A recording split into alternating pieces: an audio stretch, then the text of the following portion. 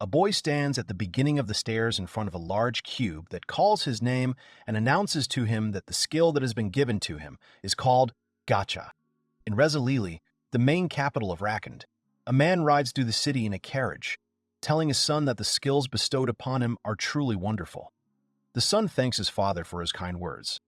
A boy named Cross Bockhurst, the fifth son of an earl, sits in a carriage and remembers that his family's jaws nearly dropped when he told them about his God's dream. Cross reflects on the fact that in their country, when they turn 15, an evaluation ritual is performed in which God bestows upon that person his own skill. The young man watches his joyful father, who tells him that he can already see the church. He thinks that this is the first time in his life that he sees his father so happy. Cross reflects on the fact that after his birth, his mother died. He believes that his life was worth his mother's life, so his entire family hates him, considering him a symbol of evil. He thinks that he is an ordinary sinner who could have been isolated at any moment. But even so, he still lived quite well. Someone breaks him out of his thoughts, wishing him good morning. Cross is slightly startled by the unexpectedness. A long-haired, beautiful girl in a stunning dress stands right in front of him. Cross calls her Alice. She is the daughter of the Earl of Ryfield. Cross says that he heard from someone that she is not feeling well today. Alice tells Cross that on such an important day for her betrothed, she cannot possibly not be present. She asks him if perhaps she disturbed him, but Cross assures him that of course she did not disturb him at all. Cross reflects on the fact that he is still alive only because of such a useful political tool as his wedding. The young man thinks that Alice is a beautiful girl, looks good at first glance, but in reality, she is a sadist. He remembers that she has been making fun of him terribly since his childhood. Alice asks if it's not useful to have a skill as good as his. Cross notices her strong killing intent and is sure she's tired.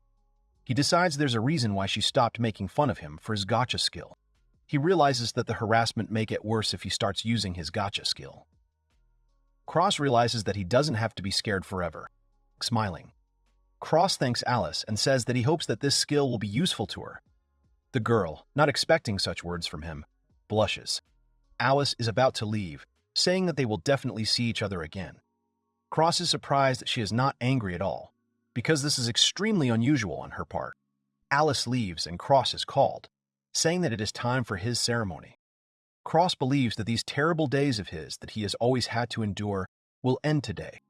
The young man thinks that with his new skill, Gacha, his new life begins. Someone announces that from now on they will present the Bockhurst evaluation ceremony. The man asks Cross to place his hand on a stone monument that stands in front of him.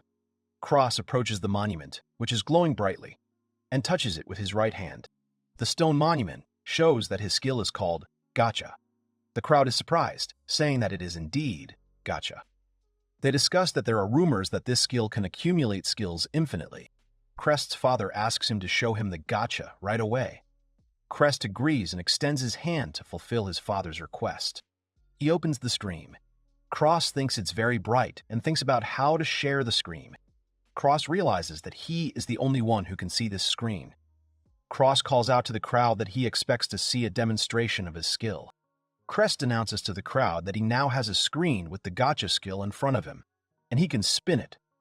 He is happy that his new life is finally about to begin. He thinks that he only needs to spin the Gacha and presses it. He stands there and with undisguised horror begins to realize that his Gacha skill does not start spinning, even after he pressed it. He looks at the screen and reads that he doesn't have enough points to spin the Gacha, because it requires 500 points, and he doesn't have any at all. Cross is unpleasantly shocked by this. He can't understand what's happening now. Crest wonders what glasses are written there, and why it doesn't spin. He thinks that in his dream he was able to spin it. He wonders how he can get the glasses needed to spin the Gachi. The father excitedly asks Crest if he has received his skill, and asks him to quickly show it to the entire crowd of people standing waiting to demonstrate his skill. The boy hesitantly tells his father that he can't seem to use his skill at the moment. His father furiously asks what he just said. Two young guys call him. All his brothers come up to him on stage and ask him if he is trying to deceive them all now. Cross answers his brothers that he really saw it in his God's dream. The brothers shout at him why he doesn't play Gacha then. Crest explains to them with fear that he does not have enough points to spin the Gacha. They tell him, in that case, to go and earn the points that he needs. The young man frantically searches the screen for information about glasses. He does not understand why no one writes how to earn them and why he was not told about it in his dream. He begins to cry because of such a pressing situation. Father says he has brought shame upon them all. Cross turns tearfully towards Father, who says it was not enough for him to kill his own mother. And now he is blackening the Bakur's name. Cross assures his father that this is not the case, but his father demands that he shut up. Alice watches the whole situation in shock. His father calls him a disgrace to the Bakhurst family, assuring him that he will definitely not forgive him this time. Alice begins to smile maliciously, hearing the words of the head of the Bakhurst family. His father shouts at him that he is banished from the Bakhurst house forever. Crest falls to his knees, realizing that he can change nothing at all. The knights pointed 2 spears across his neck so that he could not escape from them. The knights say that he is truly foolish. They ask if he was serious about trying to trick his brothers by making up such a big lie. They say that if he had only listened to them, he would now be living in a prestigious house somewhere. Cross begs them to give him a sword, because if he goes completely unarmed, he will surely be killed by some monster. The knight replies that they were ordered to treat him like a hazelnut, which is what he is. Cross says that the original reason for sending sinners to the lower world is to subdue the demons that live there. Cross claims that he will kill as many of their monsters as possible to restore himself. He says that he wants to make the upper world a safe place for people to live for a long time and asks for a sword. The knight thinks about it and agrees. He gives him the sword and Cross thanks him. Cross teleports away, and the knights say that they will probably never see his face again. A teleporter activates in a creepy forest. Cross looks around, realizing that this is the underworld. Cross looks around the forest area and reflects on the fact that monsters live in the lower world and people live in the upper world, and both worlds are connected by one magic circle through an insoluble gate. They are the only ones in the world. Cross ponders that the transporting magic circles are used to send criminals to the netherworld, and they are sent to random places, so it is impossible to return back. He wonders what he should do now. From under a bush near him, animal eyes are looking out. Suddenly, someone attacks him from under his back. Cross manages to dodge and, looking closely, realizes that the beast that attacked him is a wolf. He sadly says that he had to show up so early. Crest realizes that the wolves are much larger and more ferocious than normal wolves, so they are not afraid to attack even armed people. Cross pulls out his sword and prepares to attack the wolf. He remembers that he was the best in his class at the Knight Academy, and that he once even fought a monster. The young man understands that the monsters from the upper world are much weaker than the monsters that live in the lower world. He believes that his swordsmanship will most likely end here. Wolf attacks Cross. The youth first kicks the wolf in the face. Then, when the wolf closes his head, he attacks him with his sword. Cross sees that he has cut his face with a sword, but realizes that the wolf did not even flinch from this. Wolf tries to bite Cross. The boy realizes that in the underworld, fighting is the only instinct. Cross grabs his sword, and with a loud cry pierces the beast's head through and through. Cross draws his sword, and the wolf falls, knocked down by the attack. The young man breathes a sigh of relief, realizing that he had to move much more than he expected. He looks at his bloody sword, deciding that it was also good and definitely worth this uncomfortable request. Cross ponders what to do with the dead wolf's body, and decides that he will just bleed him for now. He remembers hearing that monster meat is very tasty. Suddenly, he notices something. The words 100p appear above the body of the dead wolf. Cross wonders what the P is. He thinks it's when you kill a monster in the upper world, but decides that doesn't happen. Suddenly, he realizes and opens his screen. He thinks that this can't possibly be happening.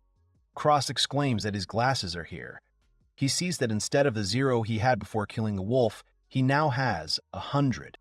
The boy realizes that points can be gained by killing monsters. He says that this means that his failed skill is actually useless only in the upper world, where there are no monsters. Realizing this injustice, Cross gets angry and curses loudly. He screams that if only someone had told him that this skill was difficult to use in the upper world, then he would have come to the lower world anyway. But it would have been much better to come to this world with special equipment and treatment. Crest lies down on the bare ground, watching the clouds through the leaves of the trees. He says that maybe it was all for the best. He remembers Alice, his brothers, and his father. and decides for himself that it is too late and he does not want to accept anything from these people. He thinks that he has gone through so many miserable events and humiliations to get what he has, and would be very angry if he didn't get the skills. He decides that he will make Gacha work, and he just needs to find another monster.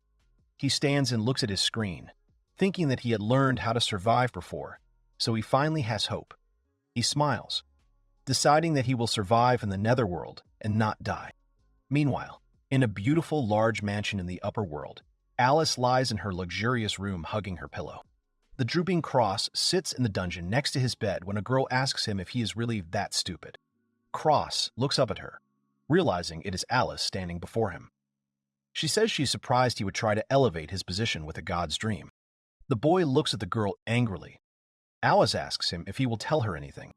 Cross asks her if it is not wonderful that she will have to break off her engagement with him. Alice replies that she can't say she likes the way he treats her. She claims that she's doing everything she can to save him from here. Cross is surprised by the statement. He asks what she means by telling him that. Alice replies that she means what she said. Alice smiles and says that he is her dog, her toy, and her servant. She states that she cannot just leave him like that. Cross looks at her with tired eyes and asks what if that is the case? Then how is she going to help him? Alice takes off her shoe from one foot and puts her foot in front of his face. She orders him to lick her to show her his devotion. She states that then she will return their engagement, and when they get married, they will run away from this place instead. Alice tells him that they will need to go through a ceremony and promises that she will destroy the Ryfel family, especially for him. She extends her leg and tells him to act and prove his devotion to her. Cross moves closer and opens his mouth. At the last moment, he kicks her in the leg. He screams that she should disappear with her toy and dog, and he doesn't care about obedience. He declares that he is not her servant. The girl is indignant that if he is sent to the lower world, he will definitely die there. Cross replies that if she is finished, then let her deign to leave. The young man announces that he has already decided everything. The girl is angry and is about to leave. She turns around to tell him that he should remember this, and that he should just try to come to her with tears after all this. Alice remembers that after this she fell ill and had to go home to rest. Someone asks Lady Ellis who it is. She replies that everything should be in perfect order. Ellis informs her maid, who is packing her things, that tomorrow she's going to meet Cross again, and orders her things to be prepared for her. The maid says that she doesn't want to talk about it, but Crest has already been sent to the lower world. The girl is surprised, and then screams loudly. In the underworld, Cross cuts down another monster. He looks at the body of the dead wolf and says that this is his second kill. He wipes the sweat from his forehead with his hand and says that it makes him sticky. He looks at the bodies of the many wolves he killed and realizes that there is a large concentration of wolves in this area. He thinks that his Gacha ability is a super rare ability that allows him to have unlimited skills. The young man realizes that in order to spin the Gacha, he needs to defeat monsters and collect points from them. He thinks that one wolf he kills gives him 100 points, and he needs 500 points to use his ability, so he will need to kill at least 5 wolves. Crest recalls that at first he thought he would immediately spin Gacha as soon as he got the required number of points. He understands that if he catches wolves one by one and without any problems, he can easily collect a lot of points. Cross decides to aim for 5,000 points so he can spin some cool Gacha. Cross thinks about what he heard, that the skill Light Body depends on the strength of the body itself. He thinks that it looks like he is floating above the ground and aiming for his goal and hope. He looks at another wolf he has killed and says that there are 37 kills now. The subjugation is complete. The young man claims that everything is going to lead to him calmly collecting the 5,000 points he wanted while the sun still lights his way. He opens his screen to see how many points he has collected so far by killing wolves. He is surprised by what he sees. The screen says he has 25 points. Cross exclaims that it is not increasing at all. Cross screams why he has so few points and where they all went. He starts to get angry but tells himself to calm down. He thinks there must be some reason for this. He wonders what the problem with his hunt is and assumes that each creature has its own, different number of points. He looks closely at the wolf he killed. He looks at the place where the glasses used to show and realizes that it looks like the interface no longer shows the glasses. He guesses he's been hunting too much. He curses, saying he should have looked at his score earlier. Cross pulls his bloody sword from the body of the slain beast. He sees the inscription of the points he has earned appear above him. Tired Cross says that someday, in the light of the sun, he will earn 5,000 points. Cross recalls that after all this, he changed his hunting grounds and killed goblins, and then hunted fanged rabbits. He decides that goblins are easy to kill, as they are very weak. Cross thinks about fanged rabbits, deciding that they have the attack of a small wolf, but they are very fast, so it is difficult to hit them with a sword. The boy realizes that since the day he was sent to the underworld, all he has done is fight monsters. He says he imagines how quickly he would have died if not for his skill. He opens the screen and sees that he has collected his 5,000 points, as he originally wanted. Cross is happy that he finally got the amount of points he needed and decides to see what is there. He suggests that the 3 points of Pooh are treatment, appraisal, cultivation. He believes that all these skills are very rare and require high levels.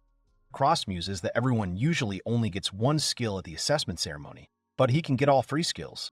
He asks himself what he should do now. He thinks about scrolling here or hiding in some safe place and doing it there. The young man decides he can't wait any longer and presses to spin the gacha. Something falls from above and lands right next to him, causing Crest to get scared.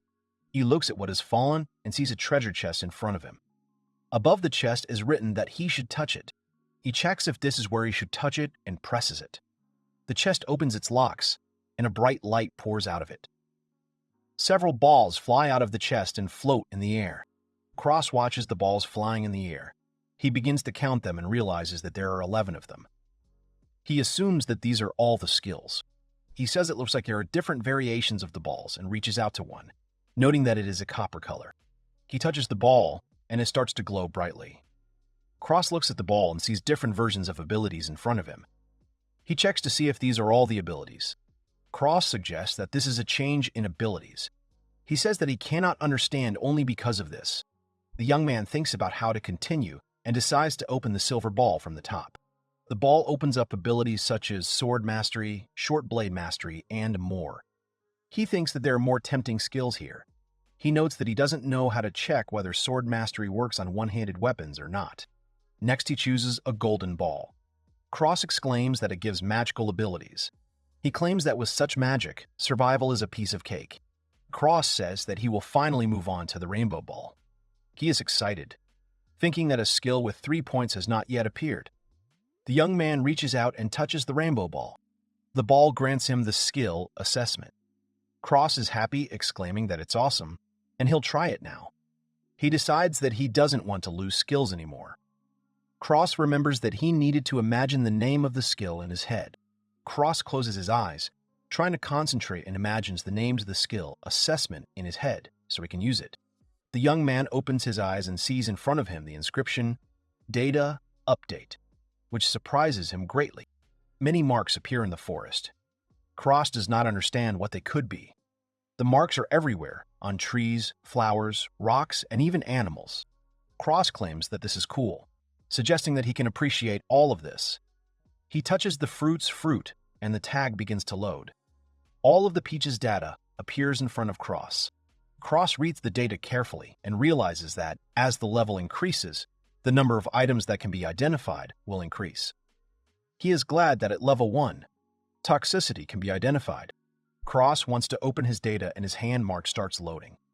His panel appears in front of him and he asks if this is his status. The boy reads that he has 9 available skills and tears well up in his eyes.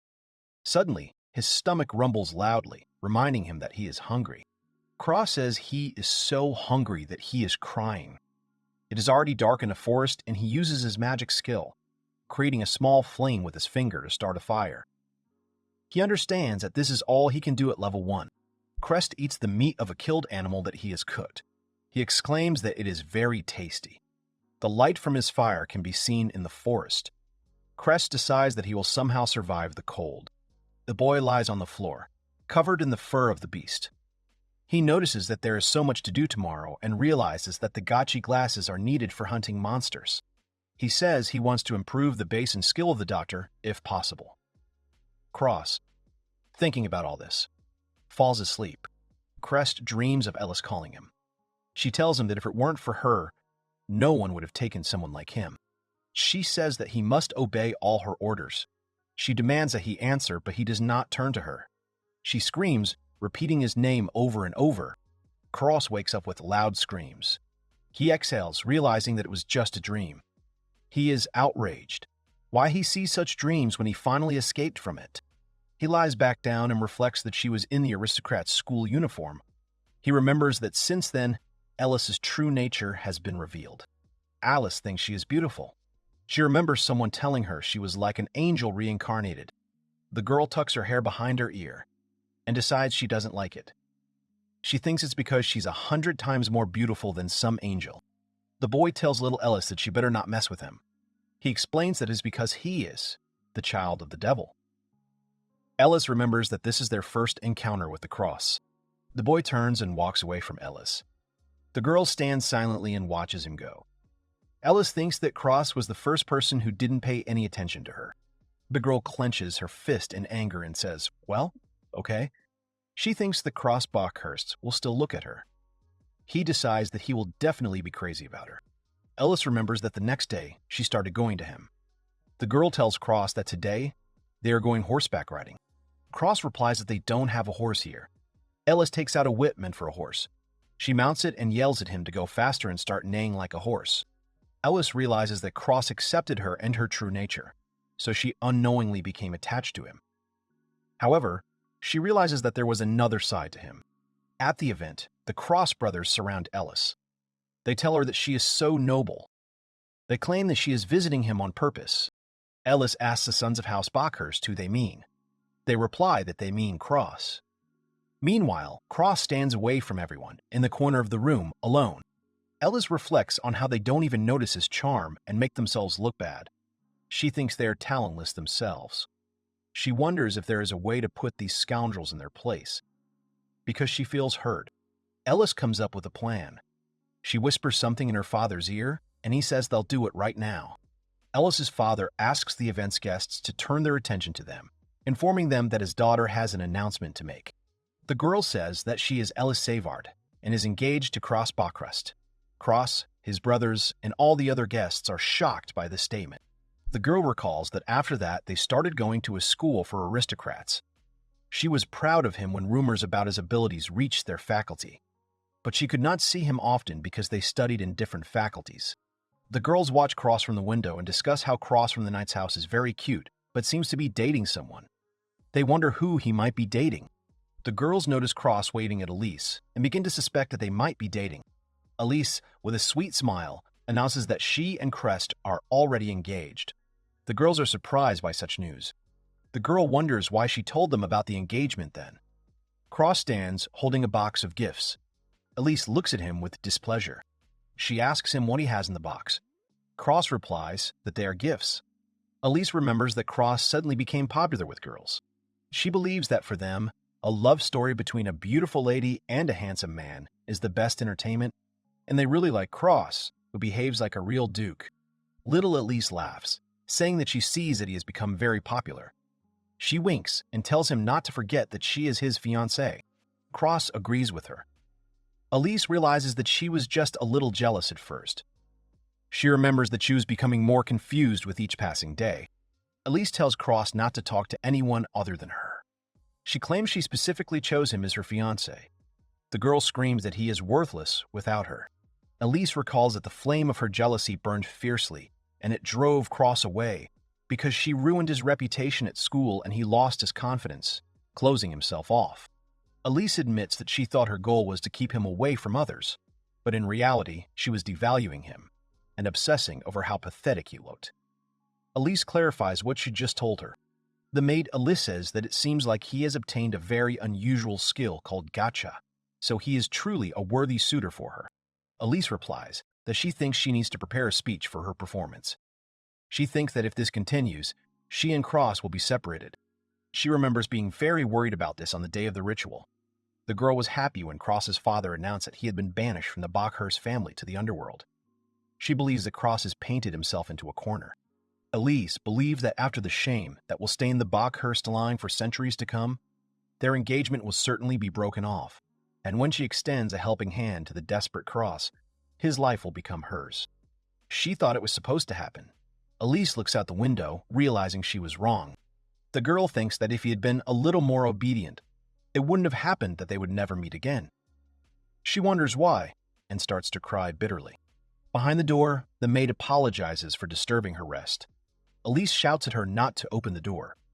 The maid replies that she understood the order. Elise asks what she wants, and the girl replies that the head of the family wants to give her something.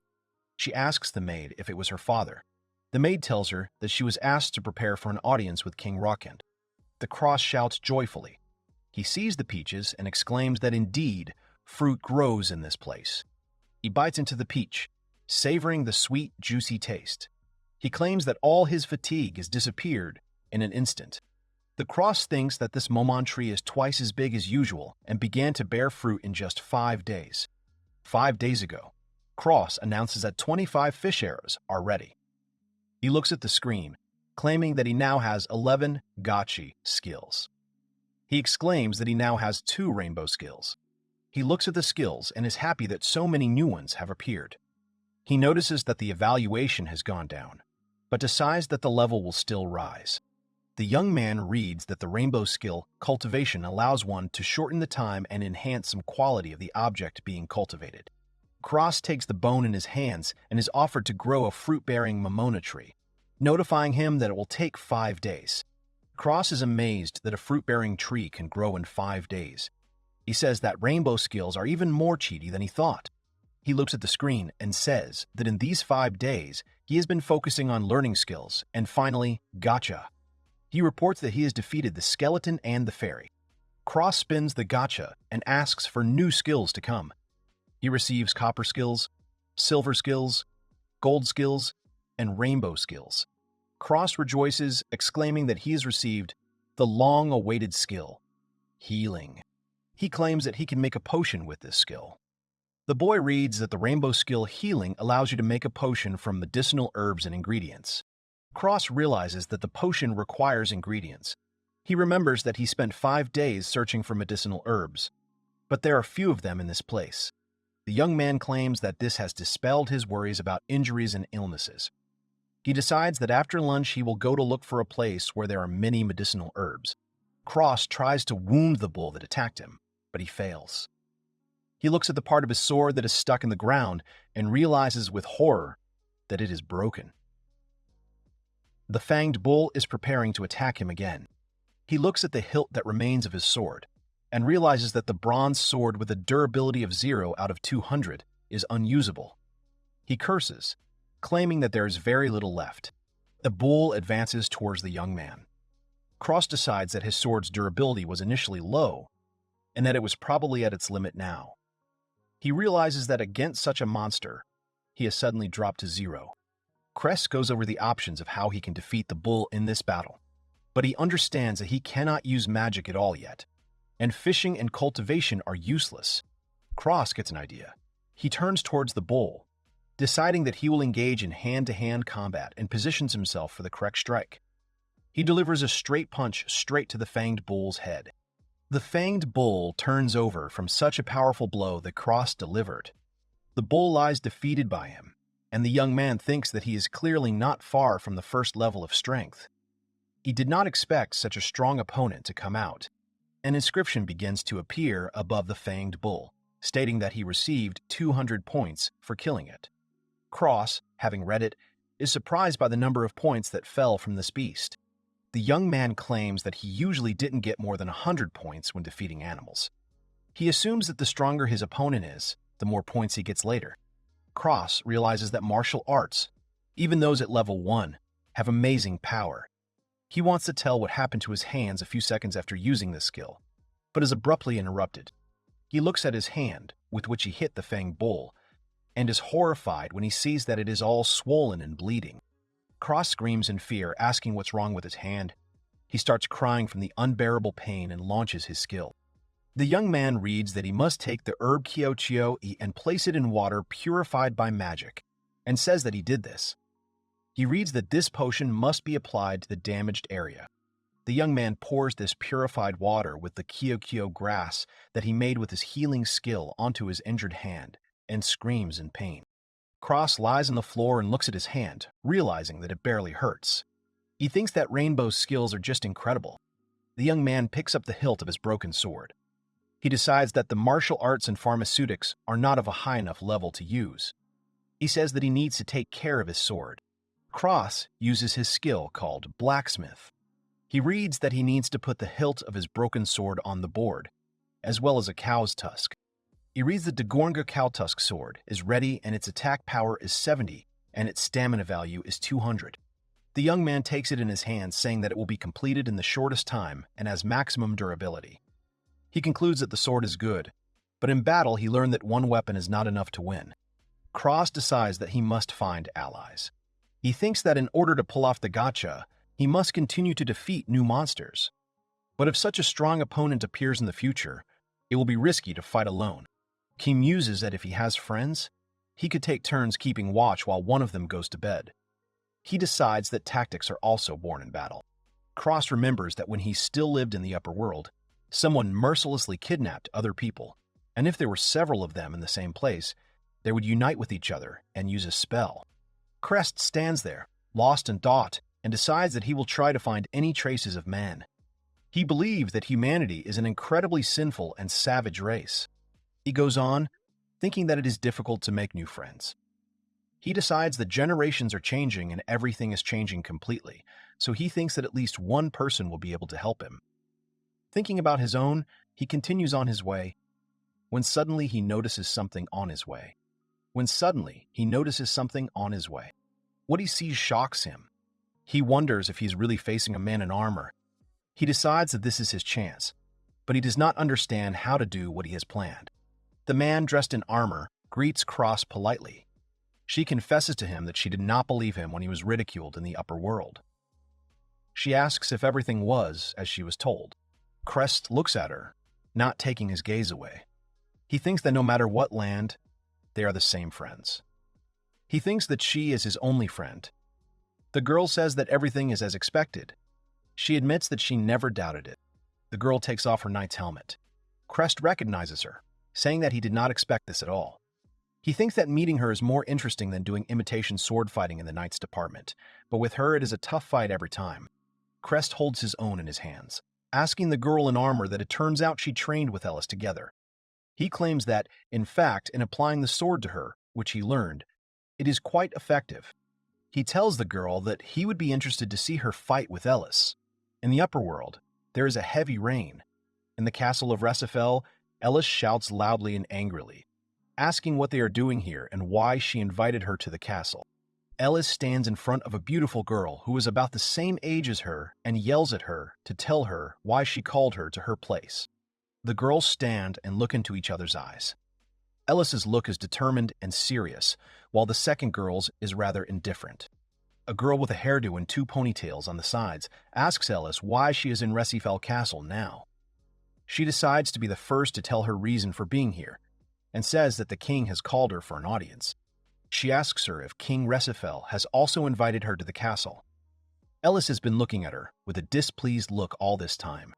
Ellis ponders what Mina Misazilian, an illegitimate child of one of the three families with the title of Archduke in the Kingdom of Rakend, the Misazilian family, who obtained an extremely rare skill from the appraisal ritual, has given her. She thinks about how Mainu is in the same night studies class with Cross and can always find a common topic of conversation with him, discussing it with him enthusiastically. Ellis thinks that Mainu spends more time with Cross at the academy than she does. Ellis also realizes that Minnie Misilian has a bigger breast size than her. She thinks that she is the girl she hates more than anyone else. Someone, noticing Ellis and Mina, who are standing next to each other, exclaims that it is them. Ellis recognizes the guys who approach them, because they are the elder brothers of the Bockhurst family. The young men note that Ellis and Mina were also called to the king. Brother Cross tells Ellis that she is charming. Ellis replies that she is, without a doubt. The second brother tells her that Minnie encountered a monster in the city and killed it immediately, calling it a noble achievement. He asks if it is worth protecting commoners.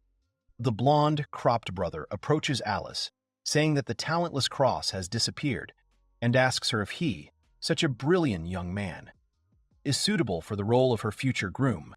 Another son of the Bockhurst family approaches Min, claiming that an audience with the king is deadly boring, and suggests that she run away to go somewhere together to have fun. The rain in the kingdom does not stop. Both girls, in response to the proposals of young men, say that they ask for forgiveness. Alice, with a sweet smile, claims that someone like him would not be suitable to replace Cross. The young man asks again, not believing her words.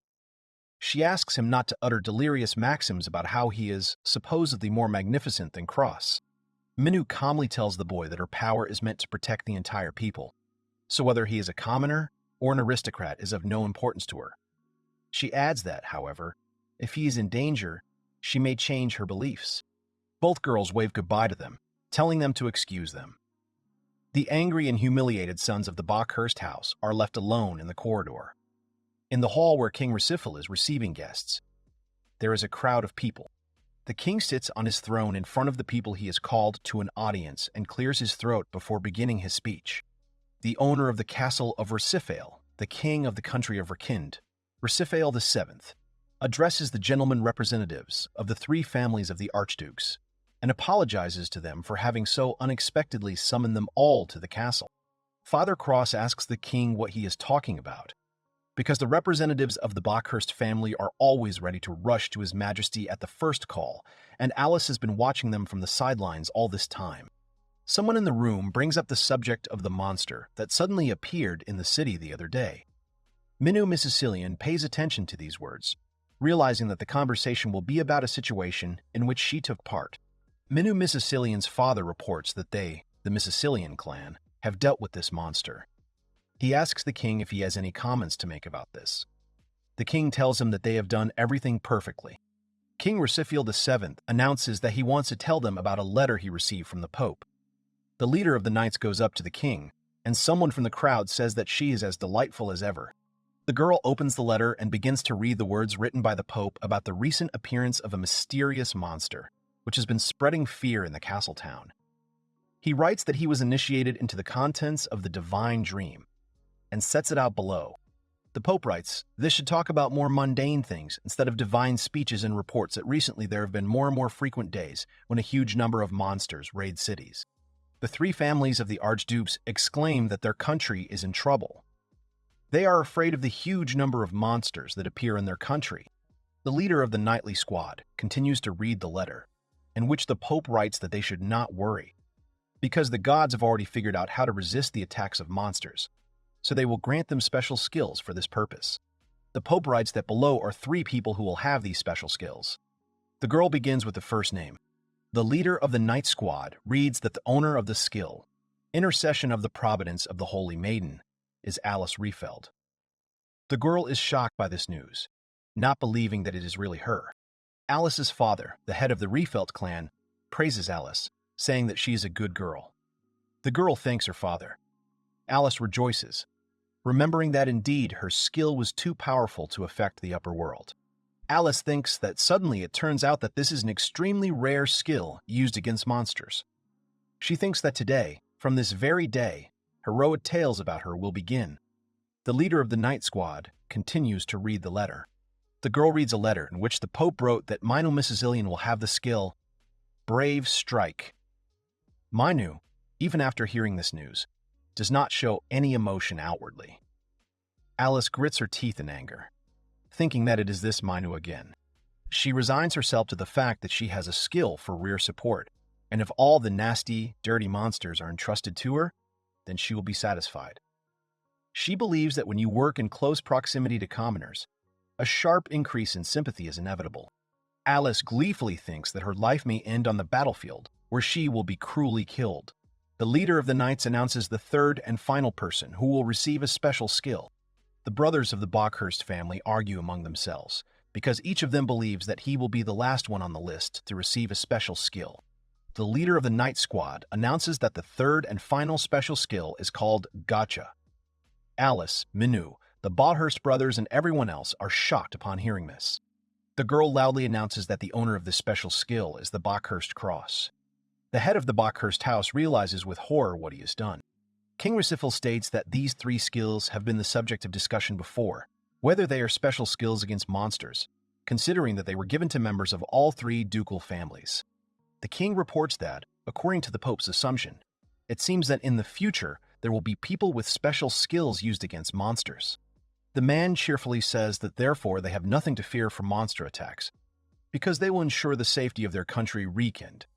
Alice nervously, silently listens to the king's speech. Alice notices that King Resifel is smiling. She realizes that the king probably doesn't know where the Bakhurst cross is now. Alice is angry, realizing that this means that she and Minu will have to deal with the monsters alone. The head of the Bakhurst house, Father Crest, is so nervous that sweat is pouring off him. Alice thinks that the Bakhurst family has done something wrong. The king asks what they said about the Bakhurst family. He remembers that they were talking about their fifth son, Cross. She asks what happened to him and where he is now. Cross's father, when they talked about his fifth son, whom he had exiled, flinched in fear.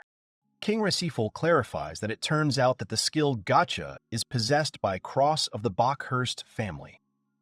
Cross's father, nervously, hesitantly tries to lie about Cross's health.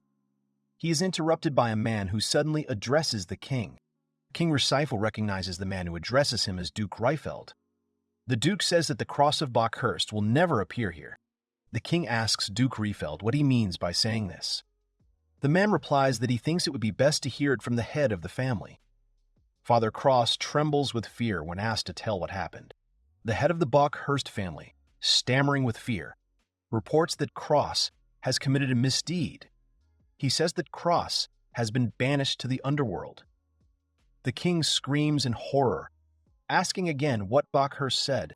King Resifel shouts that Cross has, so to speak, earned special favor with the gods, and asks what she has done. The head of the house of Bakhurst tries to justify herself to the king, saying that Cross has committed a very serious offense. The king wonders what kind of offense it must be for which a 15-year-old child would be banished from his family to the underworld. Father Cross is at a loss, not knowing what to answer the king. The girl steps forward, declaring that Cross has done nothing wrong. Minnie reveals that during the evaluation ritual, Duke Bakhurst decided that Cross was lying because he failed to demonstrate his skill and banished him to the netherworld. The king asks him in disappointment how he could do such a stupid thing. The head of the Bakhurst house shouts at Mina Mrs. Ilian in rage, calling her names. Duke Bakhurst comes close to Min and shouts at her, claiming that she has interfered in someone else's conversation, and even has the audacity to tell them tall tales. Father Alice points out that almost everyone present at the meeting was on the scene at the time. He asks if the letter he recently read from the Pope confirms that everything Cross said was absolutely true. The head of the Refeld family asks Duke Bakhurst if it was because he did not trust his own son. The Duke tries to justify himself, saying that it was nothing of the sort.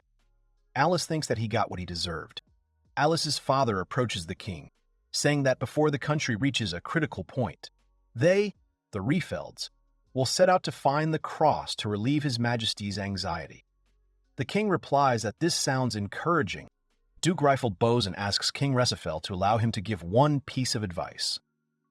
King Resifel asks what advice he wishes to give him. He gives Duke Reifeld his permission and demands to speak. The head of the Refeld family adjusts his glasses and offers King Resifel to appoint Crest as the head of the Bakhurst family if they can return him back to the upper world. Duke Bakhurst, who did not expect this, begins to be indignant with a loud cry. Duke Bakhurst shouts to Refeld that they seem to be joking if they want to pass the right of succession to the fifth son of the House of Bakhurst, Cross. Duke Reifeld answers him that this is why he said that he wants to consult with His Majesty first. Head of House Reifeld says that making Crest head of House Bakhurst is necessary. Otherwise, it will be difficult to bring him back. King Resifel asks the Duke what he means by that. The Duke explains that Cross was unfairly labeled a liar, treated like a real criminal, sent to the underworld, and treated so cruelly by his own family that there is a possibility that he will want to take revenge on his country. He adds that therefore, by passing on the title to him by inheritance, raising his position relative to the ancient representatives of the Bakhurst family, who had devised an unjust punishment for him, they would give Cross the opportunity to end the war. The head of the House of Bakhurst approaches King Resifel, begging him to forgive them. The king asks Duke Bakhurst if his purpose in life is to protect his country, or if he is mistaken about that. The king announces that since he has been offered the return of the cross on condition that he be given the title of head of the house, he intends to fulfill this condition. Duke Bakhurst, hearing this, falls to his knees in despair. Alice, observing this situation, says that she understands everything.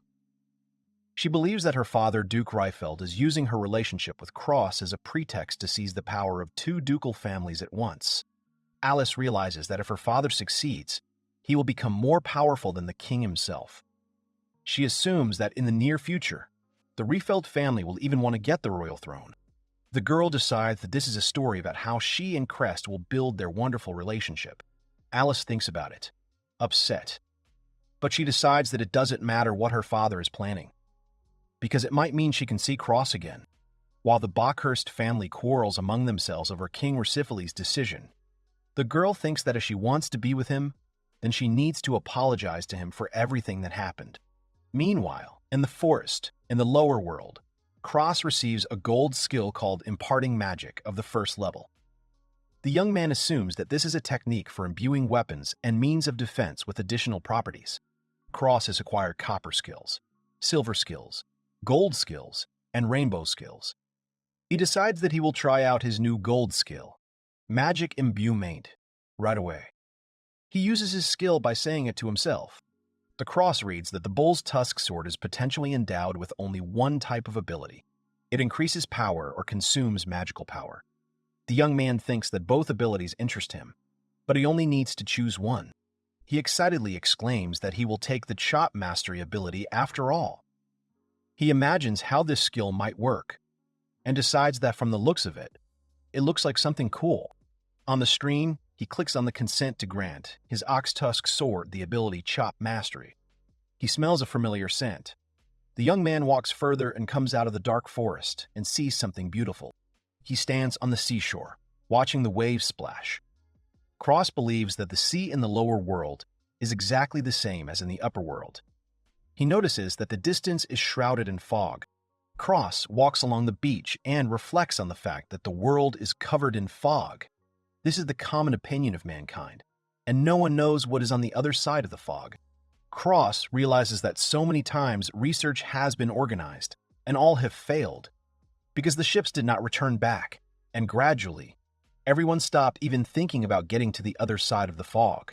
Cross continues walking, when suddenly he notices something that surprises him greatly. He sees in the distance that there is a pier. Crest comes right up to the pier. He notices that there are no boats around the pier. The young man assumes that the people who were fishing or earning their living here moved to other places or something happened because of which they could not return. Cross decides that he doesn't care what the cause was. He uses his fishing art skill that he learned earlier. The young man sits contentedly on the edge of the pier, trying to catch a fish. He says that he only eats meat and fruit all the time, and sometimes he wants to eat seafood. Crest exclaims that he got a bite right away and thinks it's something huge. A huge monster with a human body and an animal head emerges from under the water. The monster has a weapon in its hands that resembles a spear. Crest is frightened because he did not expect the monster to appear. He realizes that it is a Sahagin. Sahagin points his spear at Crest and attacks him with a loud howl. Crest manages to dodge at the last moment and attacks back, but the monster quickly moves to another location. Crest stands on the edge of the pier, and the monster is opposite him, a few meters away. Crest understands that he has blocked his entrance to the pier, and you can't get closer on such a narrow bridge. Cross decides that this is the time to try out his newly acquired skill. He uses the Magic Empowerment ability on his sword. Cross attacks his opponent with a skill Slashing Mastery. The youth cuts the monster's body, causing blood to flow out. The youth immediately attacks again, piercing the monster's body through and through. Crest defeats Sahagin. The young man is happy when he sees that he was given 200 points for it. He says that when he levels up, he will probably be able to kill monsters with one blow. He stands on the edge of the pier, looking at the water, and decides that with the second level of the Art of Fishing skill, he will be able to catch something decent. More monsters are heading towards the pier. Crest exclaims that there is a Sakijin infestation here. Crest curses, saying that he thought he would finally get his hands on seafood. The cross reads that Sahagins do not contain poison and are edible, but at a satisfactory level. The young man decides that even though it says here that Sahagins are edible, he has no desire to eat them. He remembers that he fished a little more, but did not catch any fish, only accumulated points. The crowd whispers among themselves. A teddy bear has a sign on it that says it is a representative of the House of Bakhurst. All those gathered look in surprise at the bear, who sits separately on a chair. The king turns to Duke Reifeld, saying that he entrusts them with the search for the cross. The head of the Reifeld house answers him that he can rely on him. Someone approaches the king. The current head of the Mizasilian family, Minu's father, says that they will also help in the search for the cross. King Reciphal is surprised, clarifying that the Mizasilian family will also join the search. The man agrees. Duke Mizasilian points to Mina, saying that they will even involve the brave Mina in the search. The king and Duke Reifeld simply look at them, saying nothing. The people ask, who will then defend their country. The king says that Minu's skill Brave Strike is an invincible power, and in their absence a large number of monsters will invade their country and attack. Father Minu replies that the cross in the lower world was in a much more dangerous position all this time than all of them. The head of the Mizasilian house assures them that in such a situation they cannot lose a single minute. He asks the king that isn't it obvious what their priority should be now. The king scratches his beard and agrees with Duke Mizasilian. He says that there is some truth in his words. King Recifial turns to Min, asking her if she agrees with this. Minim, with a sweet smile, tells the king that she agrees and asks him to entrust her with this. The king, charmed by Minu's beauty, says that he relies on her. He announces that everyone is free. Someone asks if maybe he will be allowed to join the search. The girl confidently says that she, Alice Reifeld, also received a special skill and assures that her body has acquired incredible power. Alice reveals that she is also engaged to Cross and clarifies that there is no better candidate to search for him. Minu looks at Alice with a displeased look. The king, after thinking, replies that indeed he cannot argue with that. Alice thinks that, in truth, she is now an ex-bride. Minu raises her hand and addresses the king, claiming that this is not the best idea. She stands before the king and tells him that Cross always told her something. Mina Mizasilian quotes Cross as saying that Edis has driven him into a moral corner with her insolent and rude behavior. Alice is furious when she hears her words. Alice babbles what she's saying. Minu calmly says that if Cross were to run into Alice unexpectedly, he would probably run away in fear, and in that case, getting him back would be even more difficult. Alice exclaims that she should watch what she says. Minu adds that, moreover, in the worst-case scenario, he can take his own life. An enraged Alice covers Minu's mouth with her hand, demanding that she shut up already. Alice tries to take Minu away right in front of the king. King Reciphal turns to Alice, asking her if what Minu said is true. A new idea is born in Alice's head. Alice, nervous and stuttering, tries to justify herself. Minu thinks that what he said to her in a private conversation is of course a lie, but it is suspicious. Alice tells the king that it is a fact that she sometimes showed rudeness in communication with Cross. Alice lies that there is a reason for this rude treatment. She claims that although she was engaged to Cross, Minu was constantly flirting with him. The king, believing this, exclaims, "How dare she?" and Alice laughs maliciously. Minu is adamant that Alice's accusations are untrue, claiming that she has always interacted with him as a friend. Minu looks at Alice, saying that since she thought so, it would have been enough to discuss it with her personally, but she, in addition to this, constantly attacked Cross, taking out her anger on him. Alice looks back at her, clarifying that she has given her enough attention. She claims that she didn't even listen to her, so she had to talk to Cross. Minu claims that she never said anything like that to her, but Alice denies this, insisting that she told her clearly and distinctly. The king tries to stop their argument. The girls continue to argue among themselves about whether Alice told her about this or not. King Reciphal begins to get angry. The king yells at the girls to stop arguing. The king says he doesn't care which one of them does it. He demands that they simply return Cross back to the upper world as quickly as possible. Minu asks Alice how she is going to get Crest back. Alice looks at Minu, thinking that she is being terribly clingy. Alice replies that she will persuade him and tells him that her father has already prepared a wonderful gift for him. Minu asks if she means that Crest will be given the title of head of the Bakhurst upon his return. Alice says that her father was a great idea to ask the king to make Crest the head of the family. Minu sighs in displeasure and replies that it is indeed so.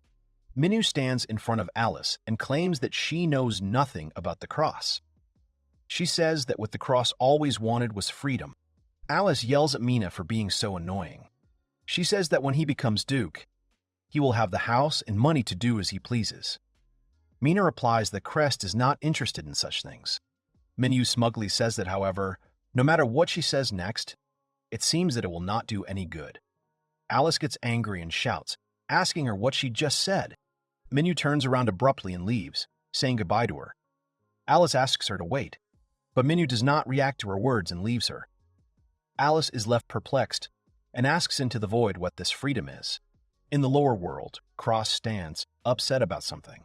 He watches the balls floating in the air and notes that today is already the 30th of April. He explains that April is the deadline, which means that today is the last day to master the skill, Gacha. Cross says that he spun the Gacha wheel 11 times a day and got more than one rainbow skill, which is really a lot. He realizes that rainbow skills have a level of 3, and he must also draw 4 of the same skill. Cross clenched his fists. He thinks that since he came all the way, he asks for cultivation and cultivation to be drawn. The skill, growing and cultivation, is displayed in the ball. Cross smiles, happy about this. He exclaims that he now has all the rainbow skills at max level. The Cross goes into his cave where he lived all this time, that he was in the lower world. He says that it turns out that today, he will part with her. The young man assures that he will not be bored at all. Cross remembers that yesterday, he used his Gacha ability and finally got the silver skill construction. Cross exclaims that he will fulfill his cherished wish and build his own house. Crest announces that he has already even chosen a place in the forest where his new house will be built. He has collected all the necessary materials for building the house. He surveys the area and plans for it to be a house on a small hill with a beautiful view, a river nearby where he can fish and easy access to areas, research for which has not yet progressed. He opens a screen with a huge number of plans for a house to build and says it's time to get started. He looks at the house plans provided to him. Cross says that his construction skill is at level 1, so the design and size of his house will be modest. He claims that he plans to live alone anyway, so it doesn't really matter to him. He learns that the materials used in construction are delivered in advance, and all that remains is to choose one of them. He is also pleased that the desired layout of the rooms of his house is similarly chosen in advance. After much choice, he announces that he has decided what kind of house he will have. He clicks on one of the house plans that were provided to him. As soon as Cross clicks on the house he has chosen, a small wooden house appears in front of him. Cross stared at the house in shock. He couldn't believe it just appeared right in front of him like that. Cross checks the walls and decides that they are strong enough. He believes that these walls will protect against attacks by simpler monsters. The young man decides to enter his new home. Inside the house there is a bed, 2 windows, a stove, and curtains. Crest goes into the house looking around. He thinks that the inside is also quite well made. He notices monster fur curtains, which have average strength and low sound insulation, and window glass made from coastal sand, which has average strength and low sound insulation. He approaches the kitchen stove, claiming that he has always wanted one. The boy looks inside the stove, saying that if he uses the cooking skill, the food will be cooked instantly, but it will taste slightly worse than food that is cooked by hand. Cross muses that since there is nothing to do in the netherworld other than research and earn points, he has taken up cooking seriously. He recalls that outside of the netherworld, he has never even tried cooking. Cross lies down on his new bed and is amazed. He exclaims that he now has a bed made from the wool of Fang sheep. He supposes that this bed is even warmer than the one he had in his parents' house. Lying on his bed, Cross turns to look at the calendar hanging on the wall opposite his bed and near the window. The calendar says it is April 4th. Crest jumps out of bed and opens a screen. He believes that choosing Gacha is where it all started. Cross decides that before the next month comes, he needs to check his stats again.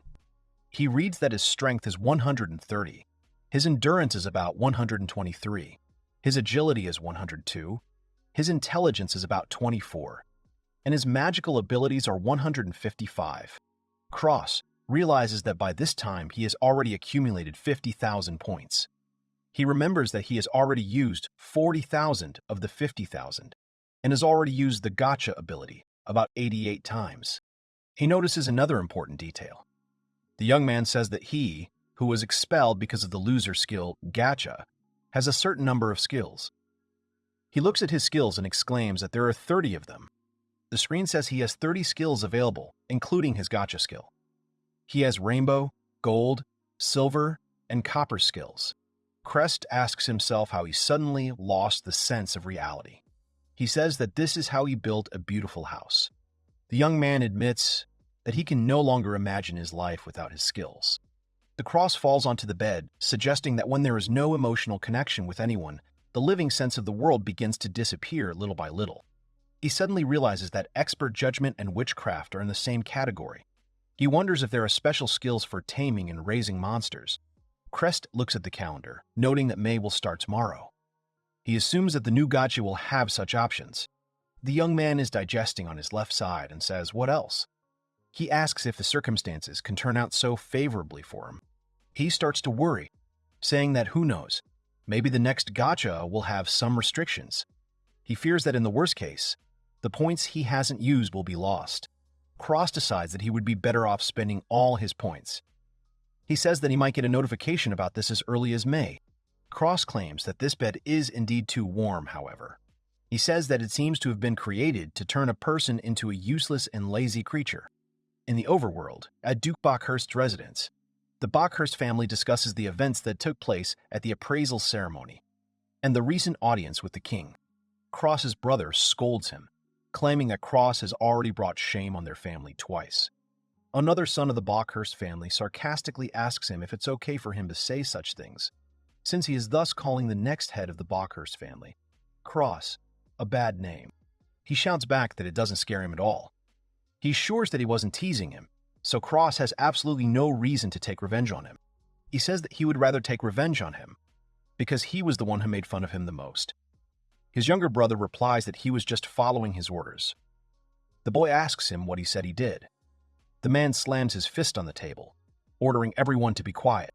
The head of the Bockhurst house shouts angrily, asking who will now go in search of the cross in the underworld.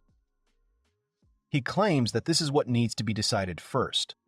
The brothers listen to their father and stop arguing among themselves. The brothers begin to whisper among themselves. The younger brother says that he will let his older brother go on the quest, because if he ends up in the underworld, it will be the end for him. None of the sons of the Bockhurst house want to go on the quest. Suddenly, a boy with long hair raises his hand and addresses the head of the Bockhurst family, claiming that he will go to the underworld to search for the cross. His father is surprised, asking if this is true. Cross's brother Albert, who has expressed his desire to go to the underworld to find Cross, says that he has a secret plan. He claims that they will see that he will definitely bring Cross back. Albert holds a round collar in his hands. He asks the guy standing next to him if this is the servant's collar. The boy answers that it is him. He explains that the one on whose neck he will hang will unquestioningly carry out absolutely all the orders that are given to him. Brother Cresta carefully examines the collar and says that he understands everything.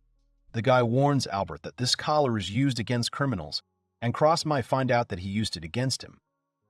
Albert asks him if he is trying to tell him what to do now.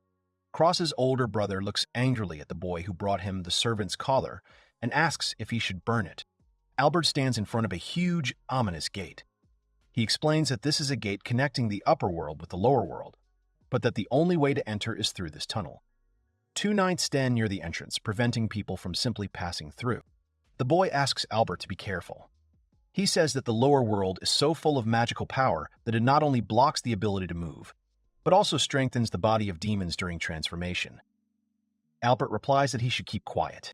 Albert says that he took 20 knights from the Bockhurst family with him to search for the cross in the underworld. He thinks that he doesn't know whether it will be a goblin or a wolf, but in any case, he is just a kid. Albert believes that there are so many of them that finding Crest is almost impossible.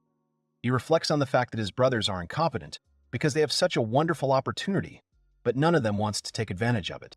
Albert decides that he is going to use the cross and the servant's collar to gain complete power in Bayhurst. He shouts to his knights that it is time to move out. They pass through the gates to the underworld with a cry. Cross is sleeping peacefully in his bed. He suddenly opens his eyes, realizing that it is already morning. He looks at the calendar hanging on the wall, where it says that today is the 5th of May. He exclaims that May has arrived. Crest opens his screen, wondering what is in Gacha. The screen says that the gacha summoning has been confirmed and the May celebration has begun. He reads that he has 10,000 points and the April gacha is over. The young man starts clicking on the screen. Cross is happy, saying that he has 10,000 points, which means he can spin the gacha 22 times. He claims that if he spins it 11 times in a row, he can get the rainbow ability. He decides that he should try it and presses the button to smoke the gacha. The chest opens and ability balls fly out. Cross notices that he has obtained the silver skill Domain Evolution technique, as well as a rainbow skill called Summoner. The young man reads on the screen that the Demon Evolution technique ability helps his demons evolve, and the Summoner skill allows him to summon his demons to a location of his choosing. Cross clarifies that these skills are useless if he can't control his demons. He reads on the screen that the skill can't be used because he doesn't have any demons bound to it. Cross decides that he shouldn't panic about it. He believes that he just needs to learn how to control demons to do so. He exclaims that the May gacha has just begun, and he is eagerly awaiting news. The young man received the skills Demon Manual, Summoning, and Demon Usage. Cross rejoices and exclaims that he has received all the skills in the set. He reads that the skill Demon Usage allows him to control demons if he defeats them. The young man realizes that with this skill, he will already be able to control them. He remembers that he learned something at the academy about how to make demons join him. The goblin who attacked him falls from the blow of the cross. He trembles in fear before him, waiting for the cross to attack again. The cross, attacking, wonders what kind of love attack this is. He thinks it is slow and painful. He hits the goblin and thinks that the only way to get the demon to join him is to slowly and lovingly attack him without killing him, and then tell him about how you want him to join you. Cross looks at him with regret. However, he clenches his fist and punches the goblin again. The goblin flies back from his blow. Cross begins to worry if he killed him. Above the goblins, 3 hearts appear in the air, which puzzles Crest. The youth asks what it is. He claims that he has never seen anything like it before. He wants to guess something, but stops. Cross decides that it doesn't matter, and he needs to hurry. He uses his new skill, Demon Taming. The goblin suddenly stands up. Gopun became a follower of Cross. Gopun sat down on the ground and asked if he was Gobu. Cross exclaimed that he had succeeded. The boy tells him that he thought he killed him. He wonders if it wasn't him. Gobu only says his name. Crest sits up and exhales loudly. He admits that he is very tired. The young man decides that they will shake hands first. He extends his hand to shake, and Gobu extends his. Suddenly, Gobu hits Crest on the hand instead of shaking his hand. Crest explains to Gobu that if someone extends his hand to him, he should shake it like this. He shouts that he told him to do it like this. He shouts that he told him to do it like this, and not to hit him. Cross looks at his hand, swollen from Gobu's blows, and thinks that he is clearly not very smart. Cross asks him if he can't remember that. Cross says the word rank to see Gobu's stats. He notices that he has an intelligence of 1. Cross realizes that he is indeed a dumb person. The young man gets upset, saying that he tried so hard to tame him, and then this happens. He perceives someone calling him useless. His older brothers tell him that useless people are not needed in this world, and they should not forget that they can remove him at any time. The boy looks at Gaba, realizing that this guy is also useless. He approaches him, calling him by name. Cross pats Gobu on the head. He declares that they will study. Gobu responds by saying his name with a more cheerful intonation. Cross notices that he always answers the same thing. Cross decides that Gobu is not useless, and he will make him into his own excellent warrior. He suggests to Gobu that they try something. She uses the skill Earth Summoning, and Gobu finds himself in the center of a magic circle. Gobu reacts quickly, looking around. Cross laughs, saying that he has such good reactions. Cross assures that with such speed, it could be used for surprise attacks. Gobu repeats his name in an excited manner and waves his arms, trying to warn him of something that is bothering him. Cross asks him if he liked it. Cross hears strange sounds coming from the forest. He tells Gobu that he heard something. Gobu continues to try to warn Cross of the coming danger. Gobu continues to say his name and Cross says he understands. The boy decides that he just imagined it. There is a severed head on the ground which belongs to a goblin. Albert curses, asking what is going on. There are dead knights on the ground, and Albert yells at them, asking why the goblins beat them. Albert grabs the guy from the observation squad by the collar.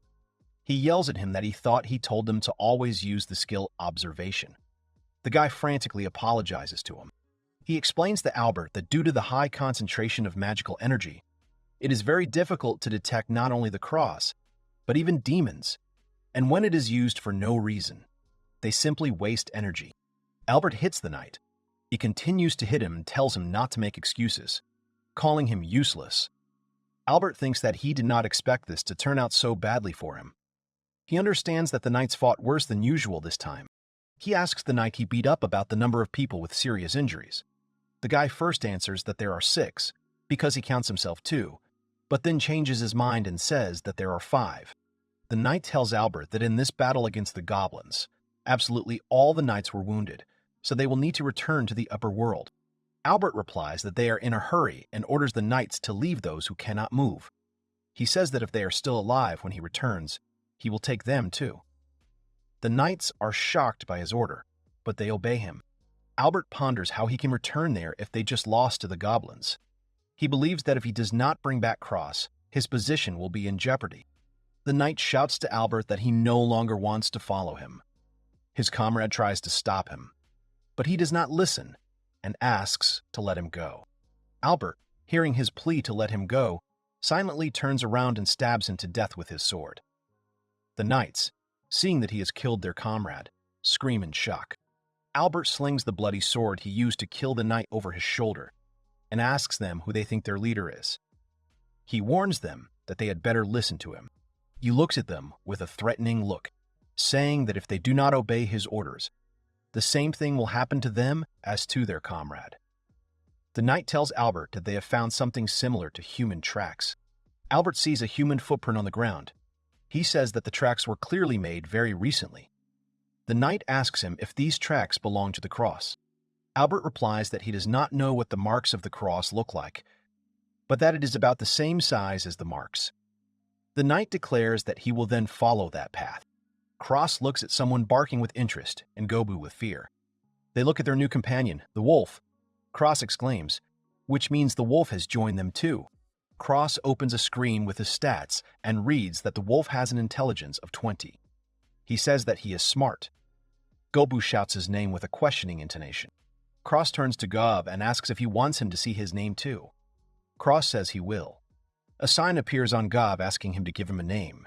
Cross says that now that they are on the same team, he will feel uncomfortable if they don't have names. He opens the on-screen keyboard and wants to give him a name. He tells the goblin that from now on his name is Goblin. Goblin begins to glow and transform. Goblin becomes a girl with long hair. She is dressed in a skirt and a tank top. Cross is surprised that he has evolved. Cross suspects that this is the effect of the skill Demon Evolution Technique he received. He decides to check if his status has increased. He hears a bark and turns his attention to the wolf. He remembers that he needs to give it a name. Cross names the wolf, Rufina. The wolf also begins to evolve as a goblin. Cross picks up the wolf, exclaiming that he is so cool. He says that they should do it again. Cross looks at the goblin and the wolf and calls them by their names, Goblin and Rufun. The cross announces that from this point on, they will all live together in this world, and they have become his irreplaceable companions. Cross hugs Goblin and Rufina and says that it is definitely nice to meet you now. All he gets in response is a bark from the wolf and a gabu from Goblin. Cross tells them that it is already dark, so it is time for them to go home. Goblin senses something is wrong. She opens her eyes, and she and the wolf find themselves in front of Cross, preparing to attack. Rufina and Goblin are angry, sensing danger. They prepare to attack. Cross asks them what happened to them suddenly, when someone comes out of the forest. Cross notices that there is something there. Cross, seeing the man in front of him, is horrified. He begins to understand. He realizes that this barely audible sound that was earlier was the scream of a man. He believes that the source of this scream was definitely lore. He looks at the guy with the sword in front of him, thinking that it is Albert, the second son of the Bucharest family. Albert says with a sinister smile that he found him in the huge estate belonging to the Buckhurst family, in the yard. A boy lies next to a small puppy that is already dead. Someone tells him that he's just an impudent owner of some animals. He orders him to get rid of the dog's corpse later. Cross's older brothers leave. Only Albert stays behind to tell him that he apparently doesn't know his place. He lifts the crying, beaten Cross's head by the hair and claims that he is a murderer, which is why he can't get anything. Albert tells his younger brother Cross that he is the only one he has ever forgiven in his life and promises him that he will live under his never-ending wrath for the rest of his life. Albert and his two knights stand in front of Cross and his new companions, a goblin and a wolf. Cross, recognizing his older brother, feels a terrible fear.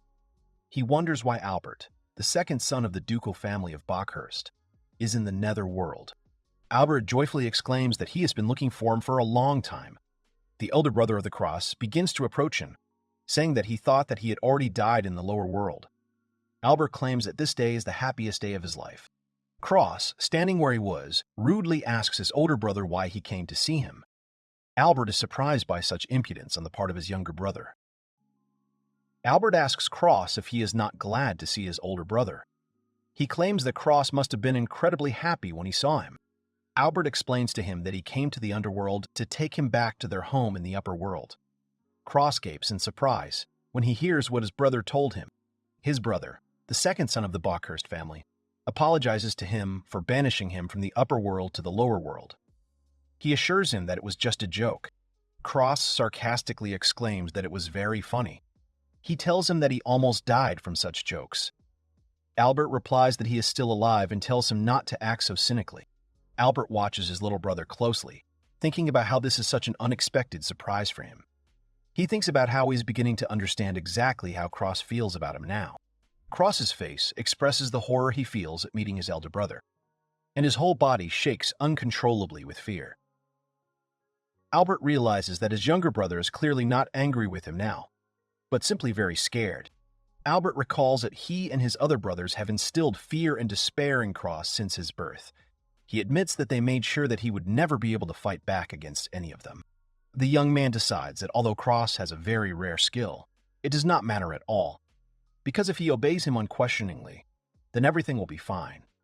He calls his knights, whom he took with him to search for Cross. He turns to them and looks at them with a terrifying look. He threatens them that if even one of them is afraid of this demon of the Cross, he will kill them.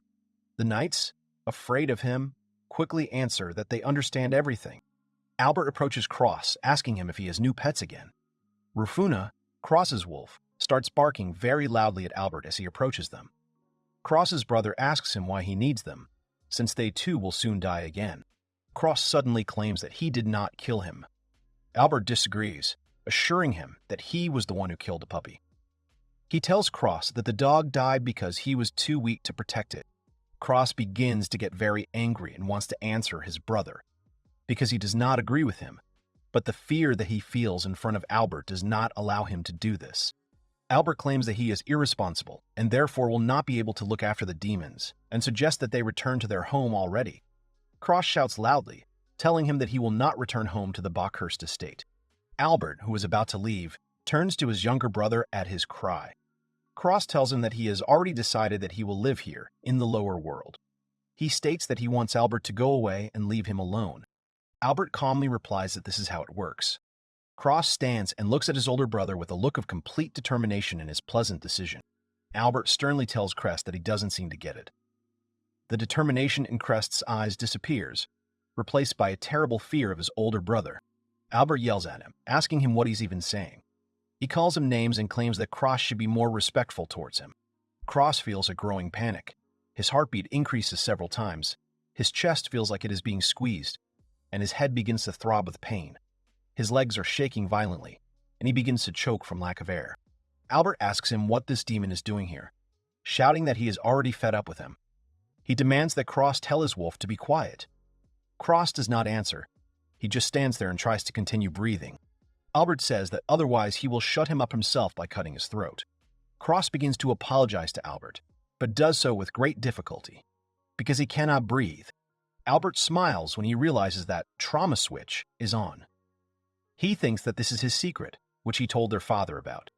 Albert reflects that Cross's brain is so stressed that it can no longer think coherently. Cross cannot control his own thoughts. He thinks of different things that do not allow him to think sensibly in this situation. The wolf Rufina barks loudly at the two knights of Albert, who tried to get closer to the cross. She growls menacingly at the knights of Albert, ready to attack them immediately to prevent them from getting closer to the cross, because it is her master. Both knights think that this demon is very scary. However, they remember Albert's words that if they are afraid of the wolf, it will kill them immediately. Cross suddenly shouts loudly to Goblin and Rufina to stop immediately. Scream. He continues to shake from the fear he now feels because of his brother Albert. He asks them to stop, saying that if they don't listen to his older brother, then he will beat him up again. Then he will beat him again. Albert begins to laugh very loudly and for a long time. He exclaims that the cross tells them the absolute truth. He claims that he simply must obey him unquestioningly in everything. Albert comes close to him and shouts loudly at him, saying that this is all because he is incompetent and not worthy of his life. Cross agrees with his brother's words and apologizes to him. He continues to yell at him, saying that if he ever gets naughty, he will beat him again. Cross is too afraid to look at Albert, so he lets his gaze drop to the floor. He says that it is his fault and he is very sorry. Albert gloats, realizing that Cross has now closed in on himself and become simply perfect. He thinks about how he didn't even have to use the servant's collar to subdue him. He thinks that he was wearing a collar like this from the beginning, which could not be removed. He orders the knights to take him away. The knights put shackles on Cross's hands. They begin to lead him away. Goblin and Rufina look at him with regret in their eyes. The goblin watches as the knight takes him away and wants to approach him. The knight hits her, telling her not to come so close to him. The knight hits her so hard that she flies back. The goblin lands on her feet and gets angry. She wants to attack the knight who hit her back. Her eyes widen in surprise.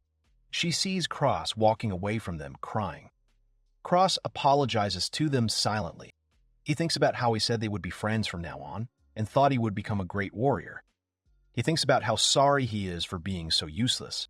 Goblin gets up and runs to him. She tries to tell him something, because she has thought of something. Goblin stands right in front of him, not letting him go any further. Cross looks at her with tears in his eyes. He sees her inspired face and asks what she is doing. Goblin suddenly runs away from him. She hides somewhere in the bushes. Albert says that she got rid of him so easily. He sarcastically claims that the friendship between Cross and Goblin ended so quickly. Cross, upset, wonders if this is what his last memories of his friends will be. He wonders if he will ever see them again, if he will ever learn new skills. He wonders if this is his destiny. Rufina suddenly grabs Cross by his clothes from behind, preventing him from getting away from them. 3 knights surround Cross and Rufina, pointing their swords at them. Cross tells Rufina to leave him alone. He explains to her that if she continues to behave this way, then she too will be beaten. Albert is clearly unhappy with the events that are taking place. Cross tells her to run away from here to another place as quickly as possible. He wants to tell her what his brother did when he was hesitating, but Albert interrupts him, saying that it is simply unbearable. Albert orders his younger brother to kill Rufina. Cross's eyes widen in surprise and fear. He did not expect his brother to tell him to do this, and clearly does not want to do this to his new friend. Cross begins to cry, realizing what he must do. Albert tells him that if he does this, he will immediately admit that he is not incompetent. His brother tells him to hurry up. He assures him that if he does not hurry up, he himself will kill this wolf for him, and he will remain just as useless. Cross reflects on the fact that he cannot kill his friend, the wolf Rufina. He realizes that if he does not do what his older brother Albert ordered him to do, he will beat him up again. Cross hears some loud and strange sound somewhere in the forest and, beginning to realize what it could be, becomes amazed. The knight asks what it is, and his companion assumes it is the goblin that escaped from them a while ago. Albert looks around, getting nervous. Rufina continues to bark loudly. Albert hits Cross so hard that he falls to the floor. Rufina stands worriedly next to him. Albert yells at Cross that he is useless and asks if he called them here. Albert demands that Cross drive them away immediately. The Cross lies on the ground, and his entire cheek is swollen from the blow his older brother gave him. He thinks about how he knew that Albert would hit him someday. There is a void in front of Cross, and he does not understand what is happening to him. Albert continues to shout loudly at Cross. He is angry and frustrated. But Cross realizes that he does not hear what he is saying to him at all. He reflects that he now feels that his mind has finally become clear. Cross realizes that he also feels Rufina's warmth close to him and clearly hears a voice that clearly belongs to Goblin. He remembers that he has heard her tone like that before. He remembers the moment when she was speaking, waving her hands, and he then decided that she really liked something. He believes that this is the moment when he heard her in such a tone, and then she spoke like that because she was very passionate about something. Cross remembers how Goblin moved when he was taken away by Albert's knights, and how he said that she had very good reactions and speed. Realizing something very important, he suddenly opens his eyes and wants to call her, but he can't. Cross rises, and sitting on his knees, shouts Goblin's name throughout the forest so that she can definitely hear it. Goblin, somewhere in the forest, hears Cross calling her. The boy rises to his feet. Cross's mind is racing. He thinks about his friends, about how he's scared and will be killed, about how he doesn't want to go home when he can stand up to him. He decides he needs to use his skills, and he calls on someone, using his summon skill, which allows him to teleport his demons to himself. He teleports to Goblin. She suddenly appears near them and immediately attacks Albert. Albert, who didn't even notice how Goblin appeared near them, screams loudly from surprise and fear.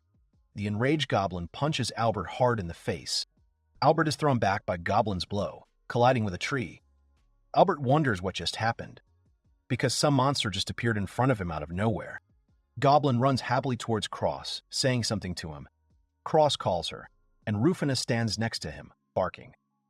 Cross looks at Goblin with admiration and asks her if she planned this all along. He gently strokes her head and praises her, assuring her that she is very smart.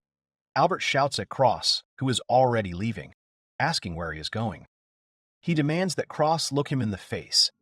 His older brother insists that he will fight, and says that Cross is not worthy of being a member of the family, assuring him that he's a nobody.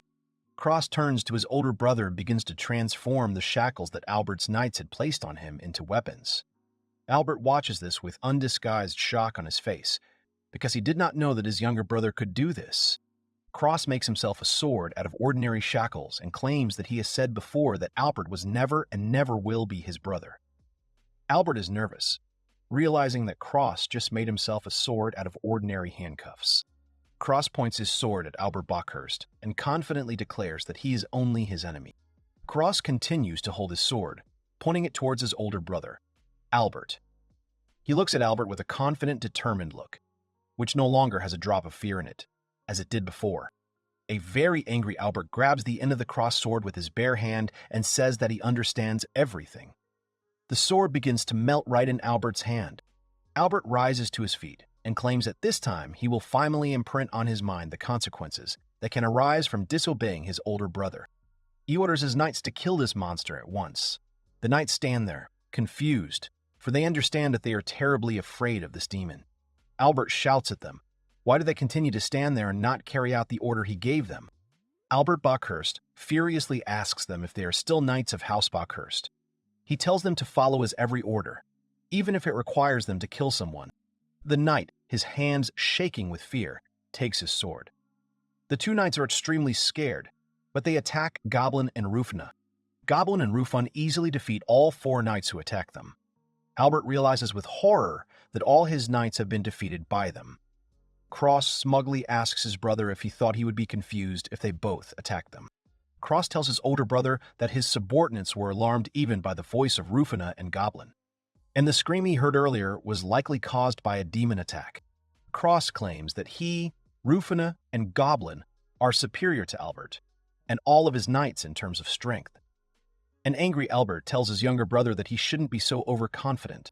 Albert uses his fire skill and creates two huge, fiery, magical balls to attack his little brother.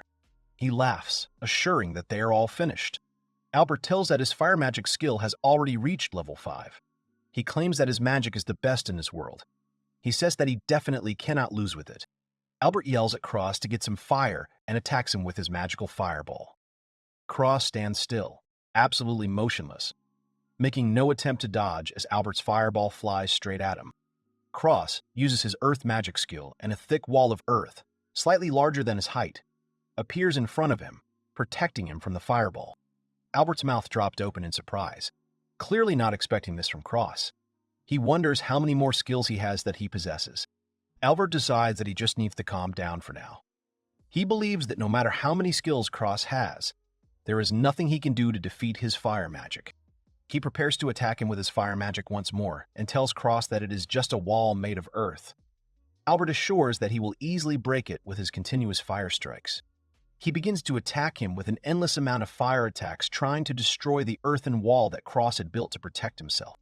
Albert is already exhausted from so many fire attacks, but the wall of the cross still does not collapse, although it is clearly damaged by fire. He curses, asking why this wall of earth does not break under his fireballs. Albert asks Cross if his earth magic level is already higher than 5. Cross replies that this is not true at all. He admits to his brother that his earth magic is only level 3. Albert doesn't believe that he has a 3rd level of earth magic. He asks him how that is even possible. Albert suggests that it is another advantage that his divine skill, Gacha, gives him. Cross clarifies that Albert called Gacha a divine skill. He asks him if that is the real reason he came to the lower world for it. Albert is at a loss for what to answer. Albert admits that this is true. He explains that his Gacha skill was given to him by God himself, so that he could save the upper world from the demons' attack. He says that recently various demons have often begun to appear in the upper world, and they say that this is an omen of bad upcoming events. Albert kneels and bows before Cross, but a wall of earth separates them. He begs him to come home with him so that they can save the upper world. Cross removes his wall and watches his brother's pleas. Albert is angry because he thinks that bowing down to this useless creature is the most humiliating thing he has ever done in his life. The cross begins to approach him, and Albert decides that he needs to be patient for a while. He thinks that all he can do is wait for the right moment to put the servant's collar on him, which will completely subjugate him. Cross asks Albert to look at him and calls him his brother. Albert looks up at Cross in shock and waits for him to say something. Suddenly, Cross stabs Albert in the shoulder with his sword. His brother starts screaming in pain. Cross tells him that he is only in the underworld now because they, his family, banished him here. Cross continues to press down on the sword that pierced Albert, making the wound even deeper. Cross states that he does not care what happens to him. Albert screams loudly that it hurts, but Cross is in no hurry to pull his sword from his shoulder. Albert wonders if Cross is serious about killing him. He realizes with horror that he might kill him now. Cross pulls his sword out of Albert's shoulder, and he holds his hand to his wound to stop the bleeding. He asks Albert what that look is like. Cross asks him if he really thinks he'll trust him after that. Albert says that their father is very sorry for banishing him to the netherworld. Albert claims that his father said that he would give him the duchy, so that all the power and possessions of the Bockhurst family would be in his hands alone. Cross stabs Albert again with his sword, but this time in the leg, just below the knee. Cross replies that he does not need their duchy. Cross thinks about what he is doing. He thinks that if Albert's leg is damaged, he will never be able to get back to his home. Cross, with a crazy smile, thinks about what else he can do to him. Albert begs him to stop. He begs for help, but there is no one around. Cross decides that it would be better to kill his brother Albert right then and there. Suddenly, someone from behind pulls him by the clothes, thereby stopping him. Goblin stands behind him, pulls him by the jacket, and says something to him. Cross begins to come to his senses. He uses his skill, which belongs to water magic called Karma Master, and douses Albert with water from head to toe. Albert does not understand what Cross has done to him and assumes that it was some kind of poison. Cross turns and leaves, telling him that he is lost. He orders him to return home to the upper world and report his defeat to them. Cross tells his older brother not to mess with him again.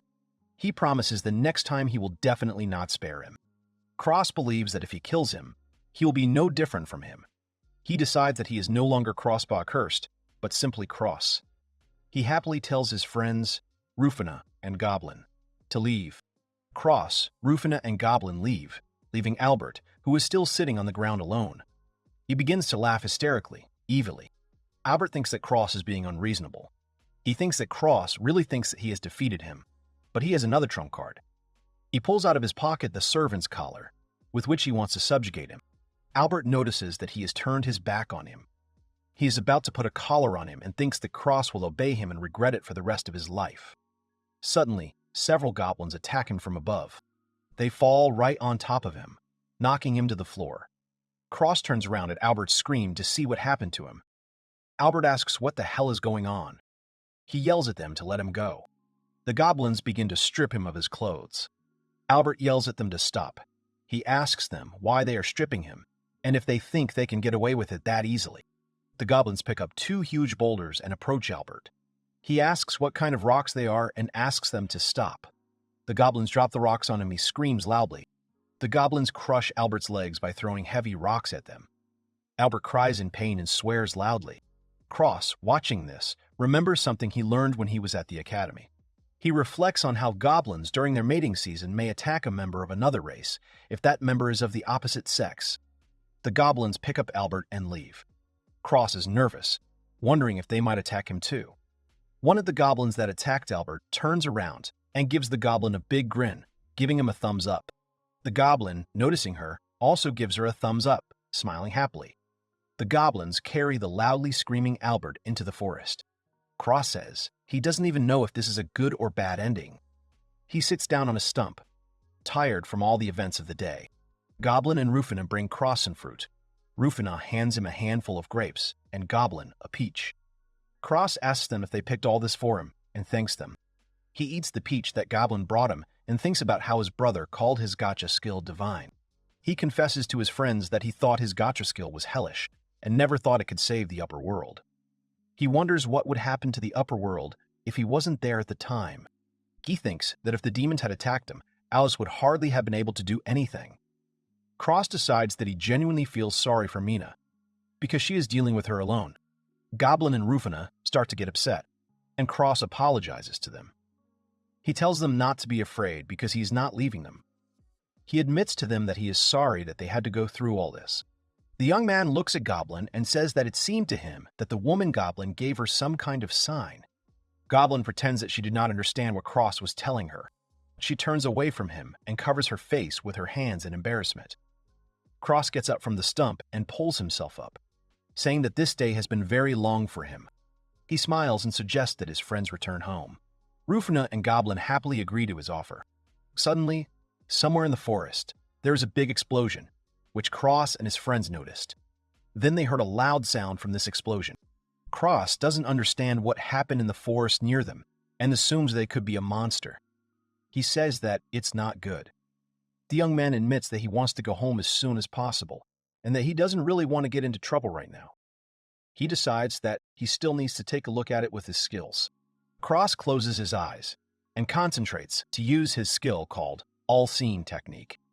With this technique, he sees a cow in the distance, preparing to attack the girl. Cross's head widens in surprise. He realizes that there is a person there. Cross reflects that he has some strange feeling. A girl in the forest is breathing heavily from fatigue.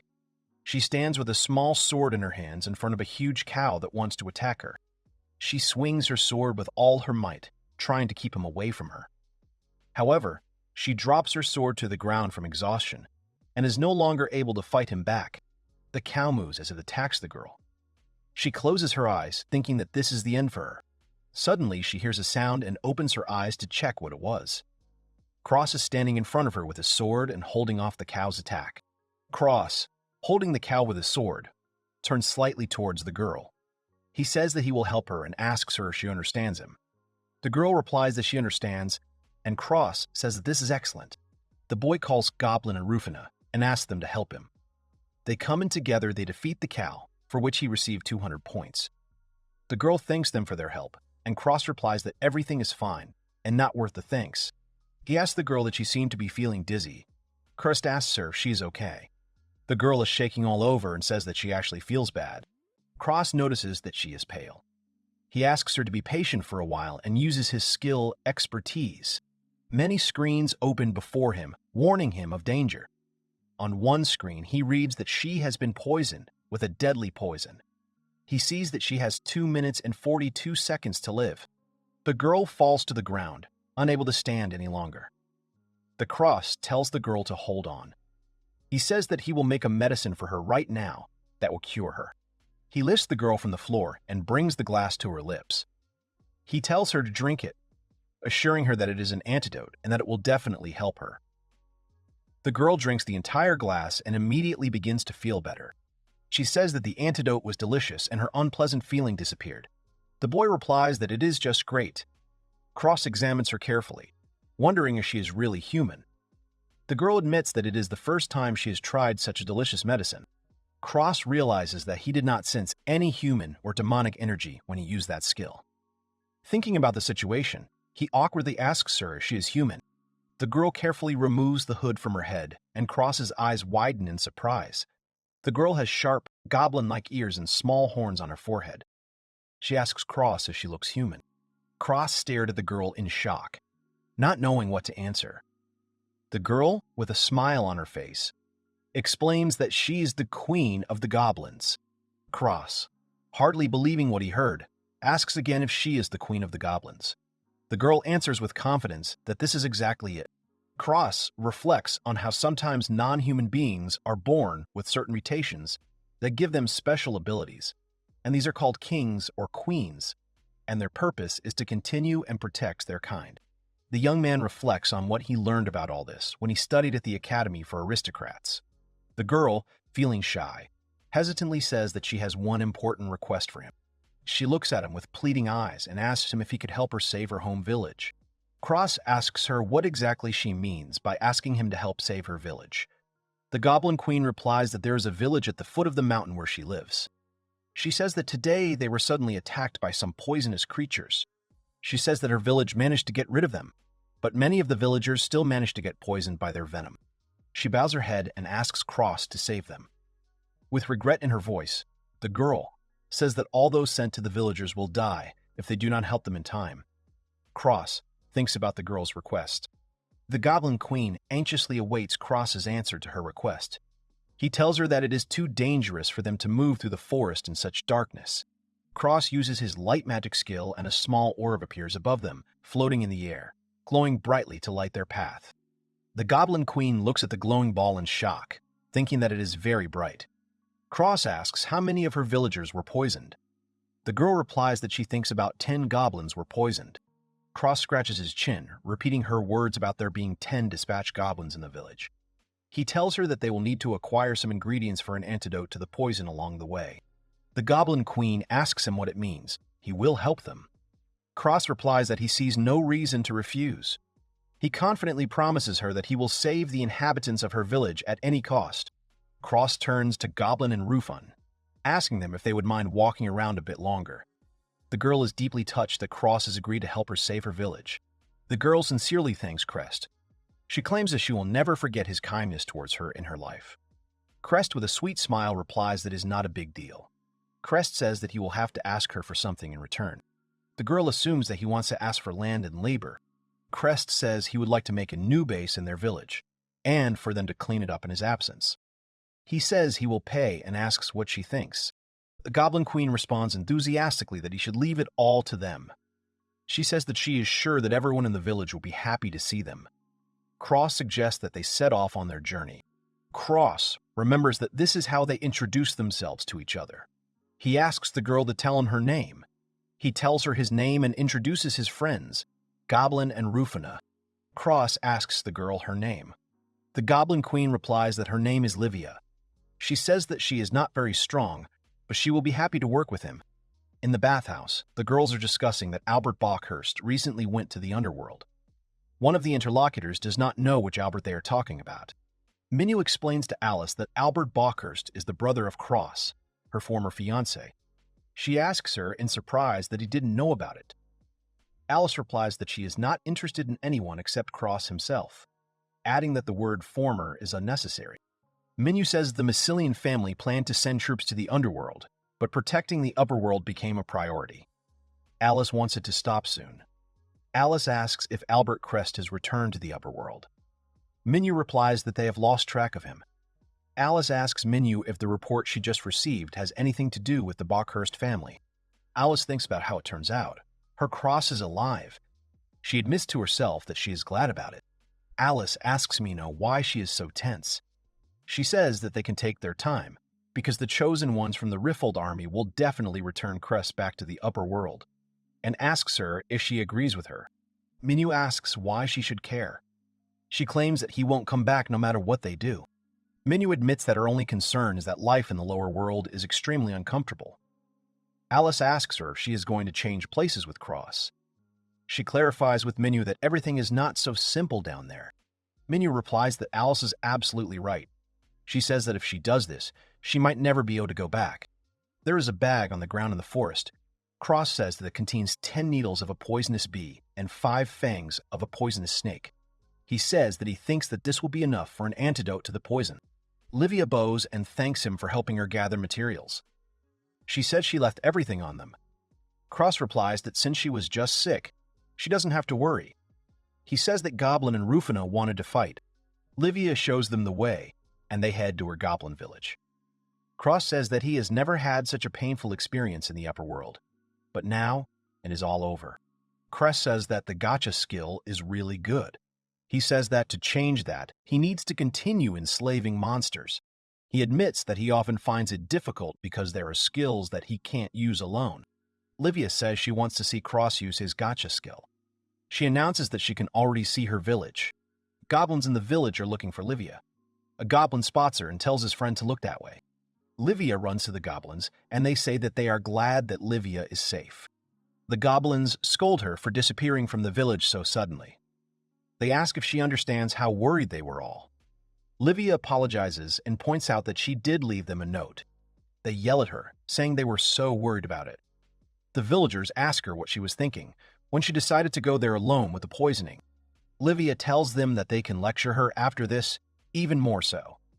She tells them that this man cured her of poisoning and points towards the cross. The goblin asks what kind of savior performed this miracle. The goblin starts shouting that it is a man. They ask what a man is doing in their village. Livia politely asks the goblins to calm down. She explains that it is not just a man, but her savior named Cross. The goblin reminds Livia that humans have banished them to the underworld. Livia replies that the past cannot be changed, and that their top priority now is saving the lives of the villagers. The goblins agree with her and tell Cross to go to the place where all the villagers lie who were poisoned by the creatures that attacked their village. The goblins, poisoned, lie on the floor in terrible agony. Livia approaches the goblin, a man calling him Gobzo. He wants to tell her something, but he interrupts. Livia gives him a cup with an antidote and says that everything will be fine. She asks him to drink the contents of the glass. Gobzo drinks the entire glass of antidote in one gulp. Goblin looks at himself, not believing that he feels okay. Goblin girl screams that they are okay. She jumps into his arms and says that she was so worried about him. Goblin boy claims that this is truly a miracle. The goblins approach Cross and apologize for the disrespect they showed him when he first came to them. They say that he cured them all, so he is the true savior of their village. Livia turns to the goblins and tells them that once they've finished healing them, they'll move on. She asks Mobzo to get some rest herself. The goblins surround Livia. They ask if it was her. They say she always does that and add that this time it was too selfish. Livia starts to panic and apologizes to all the goblins. Livia and Cross are sitting in the village house. Livia says that it is her house and there is also a place for guests, so we can settle there. Livia admits that she would really like to throw him a welcome dinner, but she must take responsibility for leaving the village. Cross says he is grateful that she lent him the bed. Cross claims he is impressed not only by the exterior of the house, but also by its interior. Livia notes that the bed is simply fallen leaves from the trees. He looks at Rufina and Goblin, noticing that they are all fast asleep. He decides that he should lie down too, otherwise he has nothing but a fight all day. He says he needs to take a break. Cross uses his item creation, potion, and water magic skills to create a glass cup and an energy potion. Cross drinks the potion and thinks about how skills won't activate unless you hurry up with their names. He remembers how he made the sword and thinks that if he looks back on it now, he can't afford to think about item creation. He notices 2 burning candles not far from him. He closes his eyes and uses the skill Extinguish Fire. Both candles go out instantly, and Cross realizes that everything is unchanged. He decides that it is time for him to sleep and lie down on his bed of fallen leaves. Cross ponders that there are many terms he doesn't know the meaning of. such as Gacha, skill, demi-human, demon, and netherworld boundary. The next day, the goblins in the village are surprised by something. They say it's cool. Cross builds a house in their village with his skill and tells them that the house is built in an instant, and the structure and complexity is the same as Libya's. Cross says that, by the way, he's thinking of rebuilding their houses, which were damaged during the attack. He asks them if it is okay if they are the same. The goblins nod their heads animatedly in agreement. Crest asks them if they know when these creatures might attack the village again. He restores the damaged houses. The goblins thank Cross loudly, and Livia turns around upon hearing this. She approaches Cross and tells him that he is truly amazing. Cross replies that he simply has that skill. He notices that Livia is holding a cooking knife and asks her if she is cooking now. The girl replies that she is giving him a helping hand. On the table, next to other food, lies a crab. Cross says that it is a baby crab and will be especially tasty if you make sashimi out of it. He adds that they can make a wonderful soup from the remains of this crab. Livia asks him again about sashimi and soup. Because she doesn't know what it is, she asks Cross what it is. The goblin girls ask each other if they know such dishes, but no one understands what it is. Cross pours them some soup into a cup and tells them that when meat is cooked this way, it develops flavor and salt should be added. Livia asks again about salt and says that she didn't know such a thing existed. Livia tastes the prepared soup and exclaims that it is very tasty. She says that it tastes simply superb. Cross tells her that he is glad. Livia claims that he knows a lot of things and, in addition, knows how to handle an iron cup that stands on fire. She admits that no one in the village even suspected this. Cross notices a goblin using his hands to pour water on another goblin. The goblin, who is washing himself under the stream of water, shouts at him to regulate the temperature of the water better. He asks him to be quiet, as it is difficult for him to concentrate in such noise. Cross asks Livia if the goblin can use magic. The girl replies that he can. She explains that they can use some other magical skills. The girl watches the goblins and adds that, however, this goblin is the only one in their village who can use water magic. Cross says that they can then use a bath to reduce the load on their mage. The girl doesn't understand what Cross is talking about. She asks him what a bath is. Cross uses his blacksmithing skill and creates a small bathtub. He points at it and says, for example, that's what a bathtub looks like.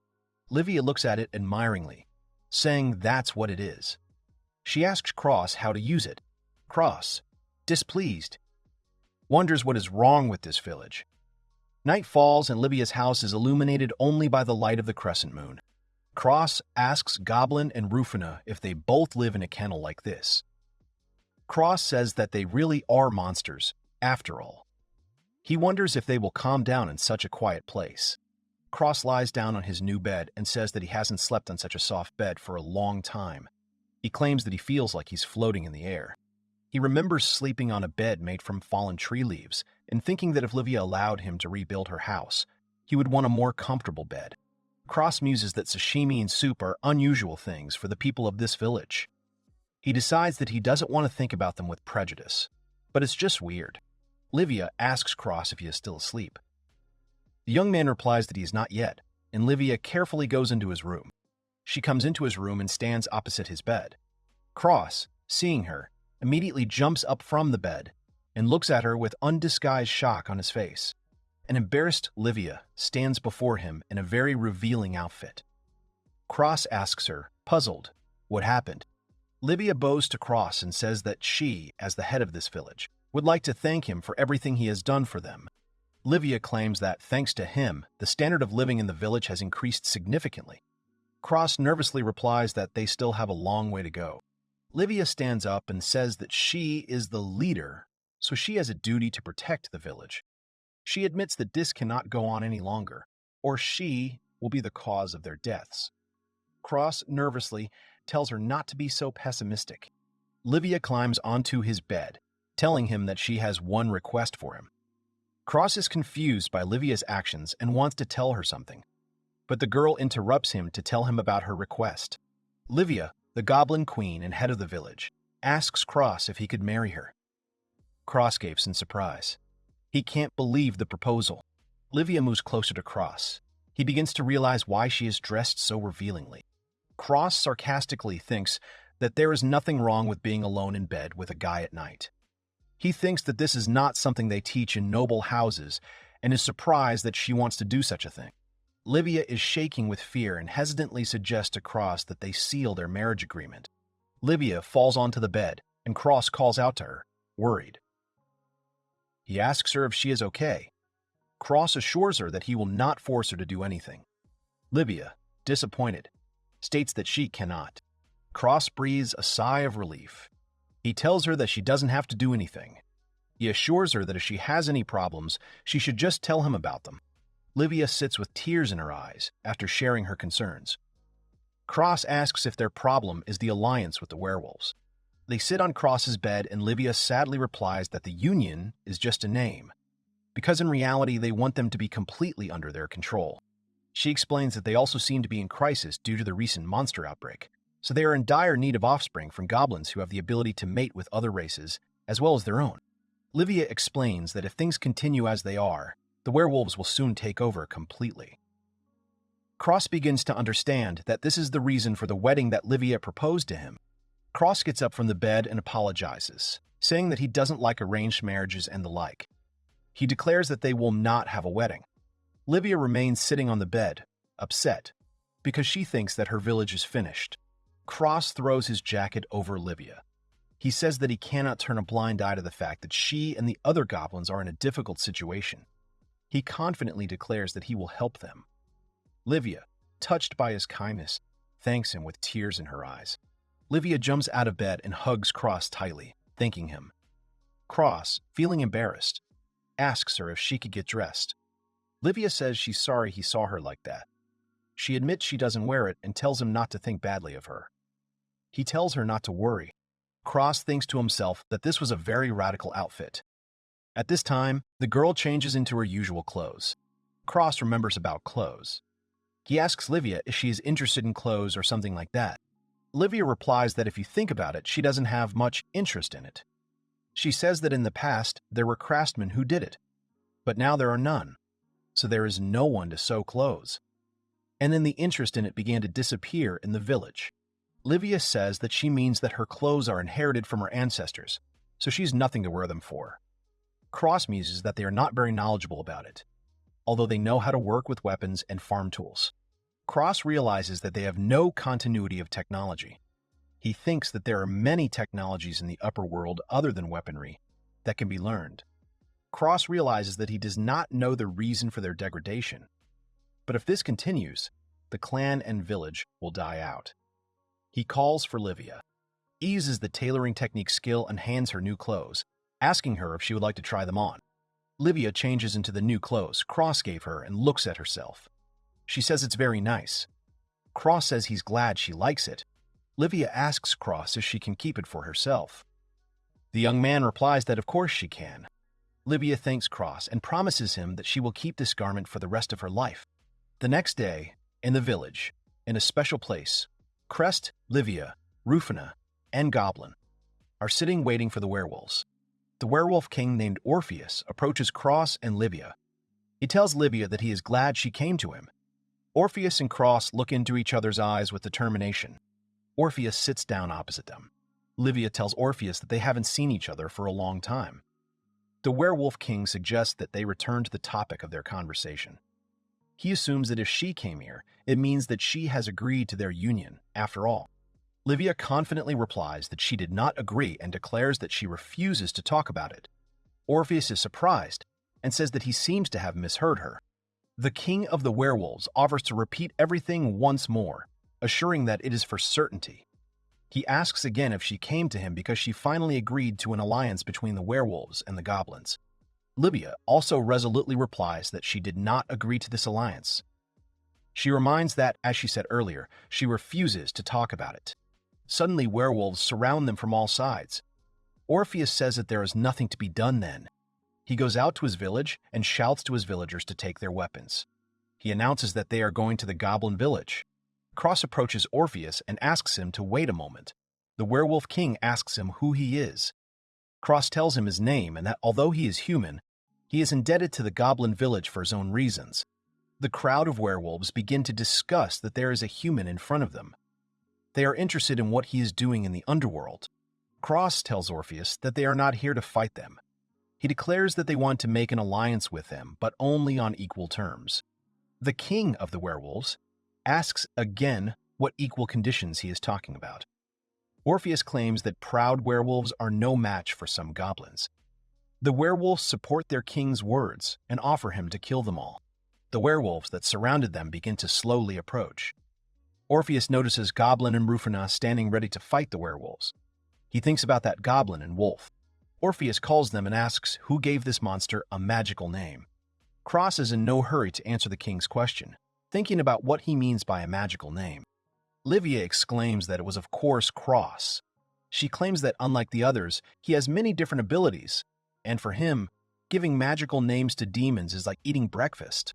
Cross whispers in Livia's ear to take her time and asks her what a magical name is. Livia asks in surprise that she gave it to two beings, and he himself does not know what it is. Livia explains that a magical name is a special name given to specific beings under certain conditions, and it is said that the person who possesses such a name is given enhancements to various abilities, so that the result can be felt immediately. Cross asks the girl if Livia is also a magical name. Orpheus tells Cross that he will consider him a representative of the goblin village. The werewolf king states that he is therefore challenging him to a duel.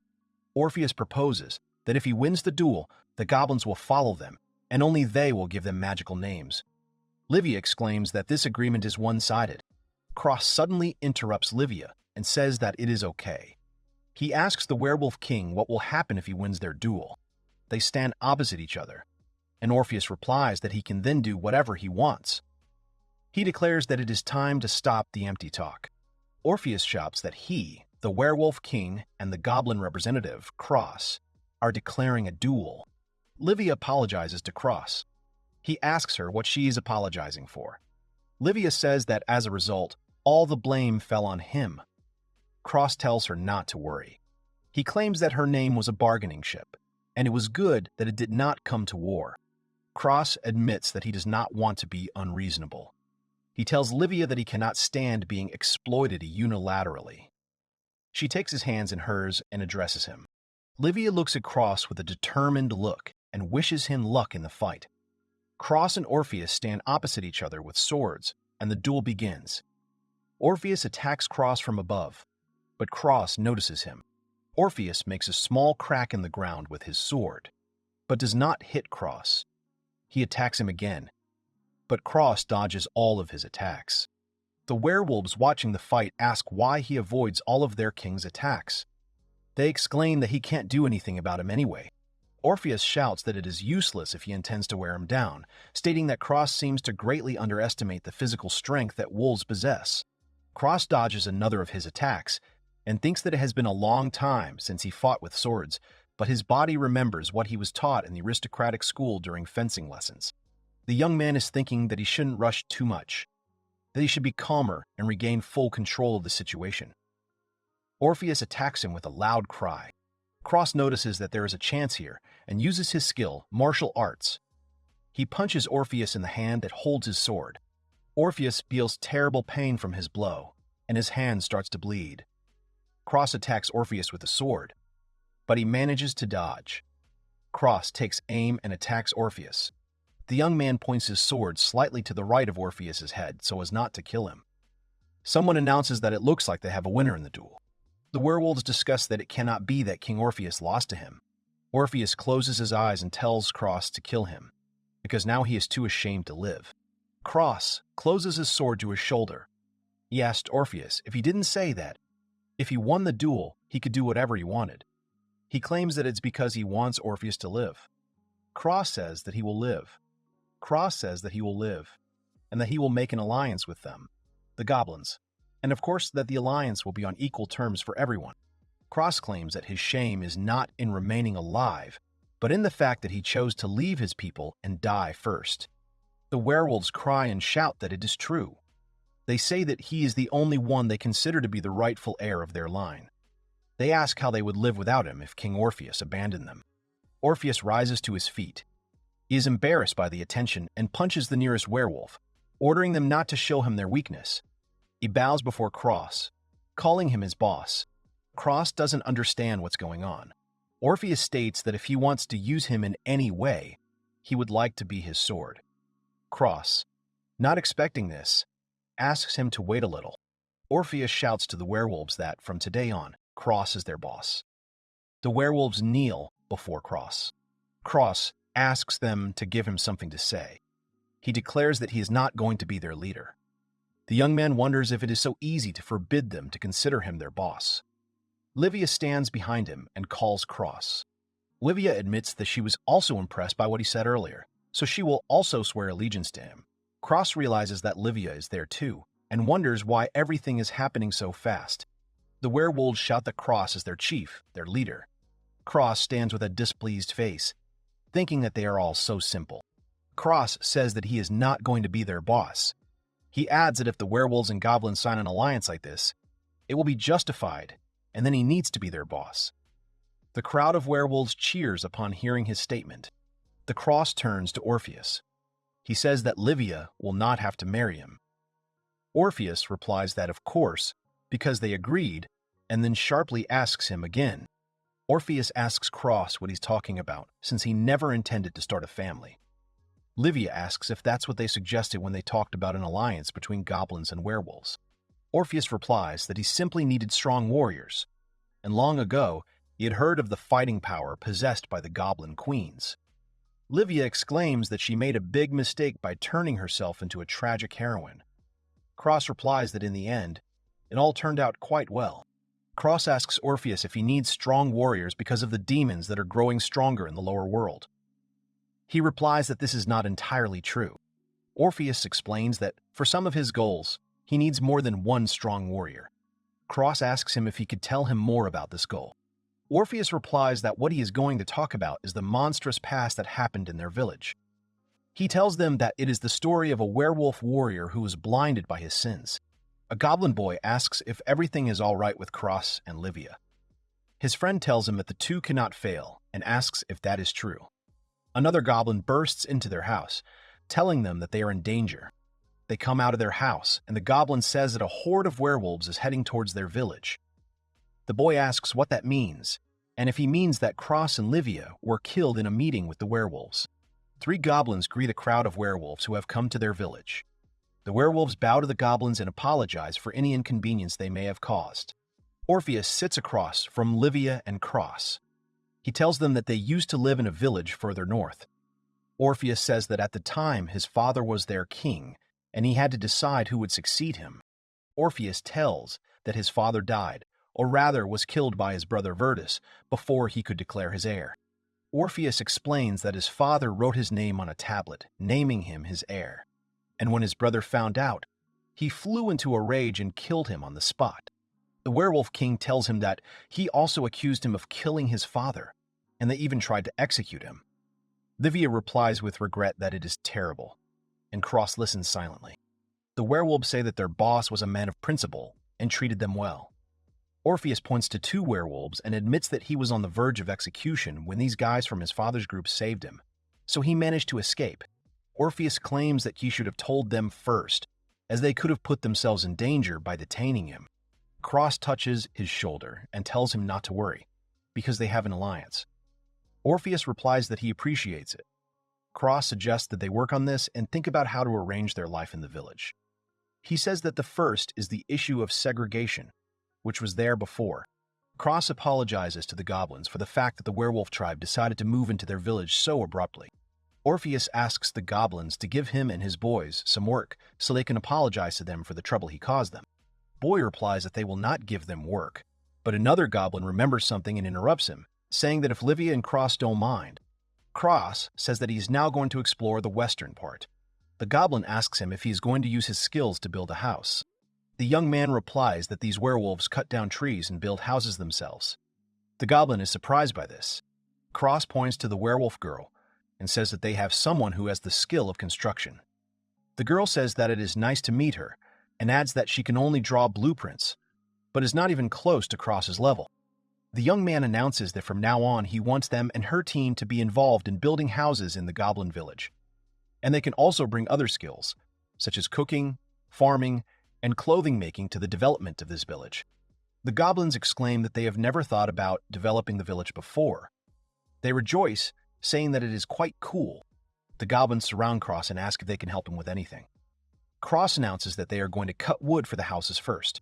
Werewolves and goblins work together. First, they cut down trees in the forest. Then, they start building houses in the village. At night, someone in the house suggests celebrating the friendship between goblins and werewolves. They fight each other with mugs. Goblins and werewolves sit at the same table for dinner. Livia approaches Cross, and he says that she is just in time. He says that he would like everyone to look their way for a bit. Cross confidently announces that he will give a magical name to the Goblin Queen and Werewolf King. A few hours before, they asked Cross to take up his attention for a while. Cross asks them what happened. Livia replies that she has an urgent request for him. She claims that she knows it's too much, but asks him if he can give them a magical name. Cross says he doesn't mind at all. He asks Orpheus and Livia when they will start giving them magical names. Orpheus is surprised by such a quick answer from him. Orpheus says he once heard that it is quite a complicated ritual. Cross says he once heard that it is quite a complicated ritual. Cross says it is not, and he just names them. Cross asks them if they are sure they want to keep the magical name as it is now. Orpheus says yes, and Livia says she wants to remain Livia too. Cross thinks about something. Cross announces that tonight, they will hold a ceremony in front of everyone to give them their magical names. Orpheus kneels before Cross, who tells him that from now on, he allows him to take the name Orph as his magical name. Cross enters the magical name of Orpheus through the keyboard on the screen. He opens his eyes and, looking at himself, exclaims that he feels a surge of strength in his body. Cross performs the same ceremony with Livia.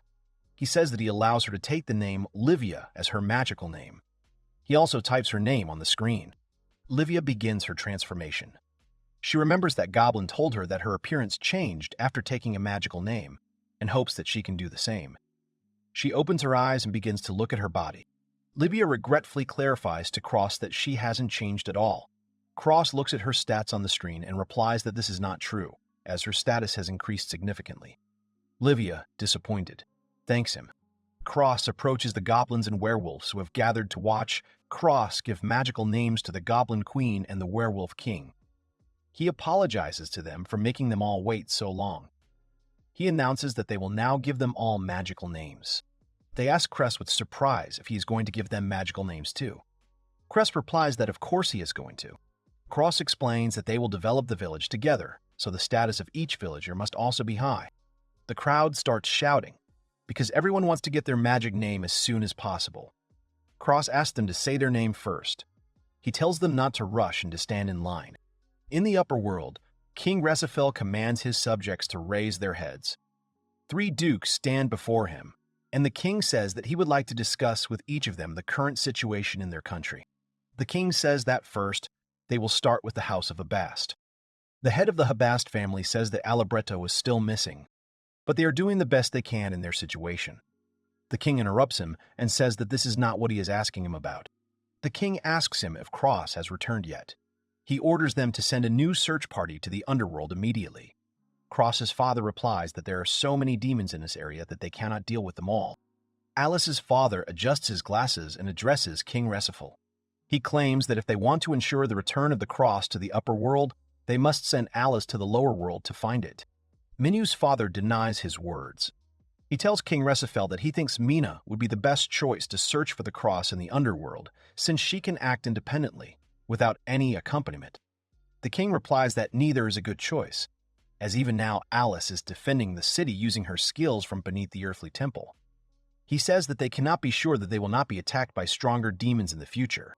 Alice's father assures him that Mina will be enough to protect the upper world, and asks him to send Alice to search.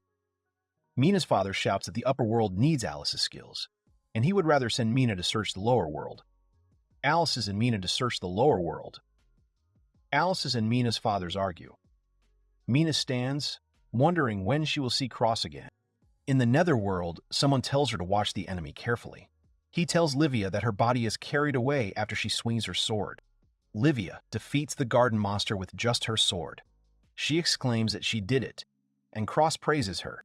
Cross reflects on how he gave all the villagers a magical name, So now he teaches them how to hunt and handle weapons. Cross admits that he didn't expect Livia's swordsmanship to go this far. Livia replies that she is surprised too.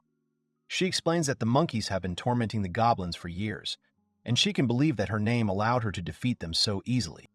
The goblin tells Livia that they found some familiar mushrooms. The goblin boy tells Cross that she looks like the old Livia again. They watch Livia, who says something to the goblins about the mushrooms they found. He tells them that ever since Livia met the Cross, she laughs a lot, just like a little girl. The boy asks Cross to continue to be a source of support for her. The young man looks at Livia, who happily waves her hand at him, and tells the boy that of course he will. Livia apologizes to him for keeping him waiting. She asks if Cross knows how to eat monkey meat. Cross looks at the beast's body and replies that such flesh is not his. He notices something about the monkey's corpse. A sign appears over the monster's dead body, indicating that it is worth 300 points. Cross is surprised to see it. Livia, noticing his strange reaction to the monkey, asks him if something is wrong. Cross replies that everything is fine. He wonders if they can't see the glasses when they defeat enemies. Cross suggests Livia to continue hunting, as they may be nearby. Cross thinks that this cannot be. He shouts to the whole village. Cross reads on his screen that he has 15,000 points and has accumulated gachi for 33 times. Cross realizes that he doesn't remember scoring points during the day. He also remembers that number, which appeared during the day when Livia killed a demon. Cross assumes that the glasses of the creature he gave a magical name to will go to him. He does not believe this and asks if he is serious. Cross tells himself to be calm. He believes that this is indeed the level that was later revised downwards, and then he got only one. He decides that until everything is fixed, he will pretend not to notice and quickly clean up the mess. Livia suddenly enters Cross's room and asks if she can have a word with him. Cross is startled by the surprise and asks what is going on. Livia asks if he was doing anything before she showed up. Cross says no, he wasn't. He says he was just looking at his gacha screen. The young man points towards the screen with gacha and says that the screen is going here. He asks if Livia can see it. She replies that she can't see anything. The girl asks if she can watch it next to him if it won't cause him any inconvenience. Cross says she can, but he doesn't think she knows what she should do. Livia touches her shoulders with Cross and states that just being near him makes her feel like she's starting to understand it. Livia suddenly saw the screen of gachi. She tells Crest that she saw it too, and he is surprised by this. The young man asks her if she is telling the truth. Livia suggests that it is because she touched him. Cross replies that then he can show her what gacha is. Livia stands in front of him and asks what it is. She sits very close to him and asks him to show her what gacha is. Crest is embarrassed, but agrees to her request. He wonders if this is some sort of custom. Cross muses that after what happened last night, he better not ask too many questions. He suggests that they do the first 11 rounds together. The orbs with powers appear, and Livia is amazed. She looks at the balls and asks him if this is the gacha of skills. She says that it is so sparkly and beautiful, and that the rainbow-colored balls look like gems. She reaches out her hand to one of the skill balls. Livia reports that these orbs have started to glow. Cross explains that the orbs in this gacha have rarity levels of rainbow, gold, silver, and bronze. And the best skills are the orbs that are rainbow-colored. Livia asks if this is Summoner. Cross replies, a skill that instantly summons contracted demons to him. He tells her that the rainbow orb always brings an improved skill every month, and in May, he already got 3 different summon skills. Livia asks if she can spin again if she gets these 3 types. Cross replies that she can't. The girl asks if she can see all the skills she got from spinning gachi. Cross agrees to her request, offering to open them all at once. Livia exclaims that there are so many skills. Cross notes that the colors of steel are for skills that enhance abilities, silver for technology, and gold for magic skills, except for the rainbow, since it has no limit. The girl looks at the many different skills in the balls. She notices the new skills and asks if there were any. Cross replies that he has leveled up many useful skills, so the results are quite good. Livia asks him, worried, if it could be that the results were worse because she was there. Cross reassures her that this is usually the case when he is alone. He adds that besides, he was here all alone, so for him it was a lot of fun to figure out gacha together with Livia. Livia laughs happily and replies that she is happy then too. After a while, Cross calls Livia, but she does not answer. He notices that she has already fallen asleep. Cross muses about the goblin who said that Livia was always so collected as the chieftain, and ever since Cross-sama arrived, she began to look like a child her age. He puts her to bed and covers her with a blanket, deciding that she has played enough gacha and is tired. So let her rest.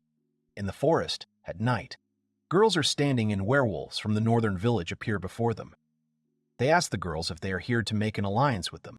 The king of the werewolves, Orpheus's brother, tells them not to compare him to this imposter wolf cub, and he may offer alliances, but his only condition is that they be subordinate to him. He tells them to choose. He gives them a choice. Either they will be his servants or die right here on the spot. Cross about Orpheus. Look at the tracks in the forest, which obviously belong to some dangerous and large beast. Orpheus assumes that this sign belongs to none other than the poison snake. He notices that it is quite large. Cross muses that in order to prepare for their battle with the war wolves in the north, they decided that they needed to assemble a gotchi point in the northern region. Cross asks Orpheus if they have reached the territory of the northern wolves yet. He replies that they have not, and tells him not to worry about it. Cross asks the werewolf if there are any villages nearby that are not werewolves. He suggests that they could form an alliance with them. Orpheus says he needs to think about it and tries to remember villages nearby. He says he thinks there is a tribe of slime. A big snake notices the slime and starts hunting it. It runs away, but the snake crawls after it to eat it. Orpheus falls on the snake from above and pierces it with his sword. He shouts for it to take. However, the snake moves on despite its wound. Livia appears with a loud cry and a sword in her hands. She stabs the snake right in the head with her sword. The snake, defeated by them, falls to the ground right in front of the slime she wanted to kill. Livia asks the slime if she is okay. The slime replies that she is fine and thanks him for saving her. Cross is surprised. He watches as the normal slime transforms into a girl. He asks if she is slime. She replies that she is and asks who they are. Cross replies that he is a human, but solves problems in the nearby goblin villages. Livia says that one of the goblin queens. They point to Orpheus standing nearby and say that he is still there. The girl is very frightened when she sees Orpheus in front of her. She exclaims that it is a werewolf. She asks if these aren't the same werewolves. The girl turns back into slime. Orpheus asks her to wait a little. Slime sits in a tree and tells them that the wolf tribe that offered them an alliance had been trying to weave them together from the start. She says that many of their people died, and their villages were burned to the ground, and now they are hiding in the forest. Orpheus says with regret that this is all his fault, because if he had the strength, then this would not have happened. Cross, after thinking for a moment, asks the girl to do him a favor. He says that he wants them to form an alliance with the werewolves and goblins. The girl considers his offer. She agrees and says that she will accompany them to the slime village. She suggests that they are not the worst guys. They all head to the slime village together, and the girl tells them that whether they get out of the village alive or not depends on their village chief. On the way, Orpheus apologizes to Cross. He claims that it is his fault that the slime hates him. Cross replies that it is not his fault. They go into the cave, and Cross explains to him that it is more important to think about the future than to dwell on the past, which he cannot change. Cross asks the girl if there is a village in one of these caves. She replies that it is right ahead. The girl explains that this cave is full of puddles and has several exits, so it's a good place to hide if they're being followed. Cross muses that they'll have to work hard to catch them off guard. They see a light at the end of the tunnel and go to, and the exit. The girl shows that here is their village. Then she specifies that this is a large swamp, which is now right in front of them. The slimes start to come out of their hiding places. They discuss that humans and demons have come to them. Then they notice a werewolf. They scream at them to leave their village. Someone says to kill them, because they can't let them know that they live here. The girl comes out from under her shelter and tells the people of her village to calm down. She stands in front of the new guests and asks the man who he is. She says that she wants them to know that they are not welcome here. The head of the slime village, in the form of a beautiful girl, tells Cross, the goblin queen and the werewolf king, that as far as saving the people of their village goes, she, for her part, sincerely thanks them all for it. She tells that the cross, banished from the Everworld, seeks to unite the subhumans and demons. She asks what they want from them. Cross tells her that they want to form an alliance between them, the goblins, and the werewolves. He tells her that while the werewolves from the north pose a threat to the lives of all of them, he believes that they should pool all their efforts together. The young man reassures the girl that Orpheus will not harm their camp. He is sure that they will help each other. The girl calmly tells him that she knows why their slime tribe hates all werewolves so fiercely, but they also have another reason why they don't want to form an alliance with him. The werewolves and the goblins. The leader of the slime tribe looks straight at Cross with his cold gaze and tells him that they, slimes, also hate humans. Cross is very surprised, clearly not expecting such words from a girl. The slime queen asks him if he is from the upper world. She asks him if he has ever heard of Aquafield. He describes the nearby town as an important logistics hub with year-round waterways. The girl notes that it seems like an ideal location. She explains that the slimes were used as servants, controlling the floods during stormy days, and committed terrible acts. The girl says that they lived as weak-willed servants, but at the same time, they became more and more aware of themselves. She says that they naturally decided to escape from them. She asks Crest if he has any idea how they were able to escape from the people. Cross suggests that they had some sort of transitional magic circle in their country that teleported them all from the upper world to the lower world. The slime queen replies that this was not quite true. She tells him that they all fell into the river. She admits that they had no idea where they might go. She says that, hiding from the eyes of their guards, she ran down the river and fell into a large waterfall. She says the next thing she remembers is being washed up on the shore. She recalls that as she lay on the bank of the waterfall, her body had already taken on a human form. The girl, touching her face, remembers the tragedy of the slime tribe because of humans. She hoped to forget the past, but her body turned into a subhuman. She continues her story and admits that she told them everything, even things she shouldn't have told them. The slime village leader asks them if they now understand the reason for the slime's hatred towards humans. The cross warns that the wolves will treat them as badly as the people.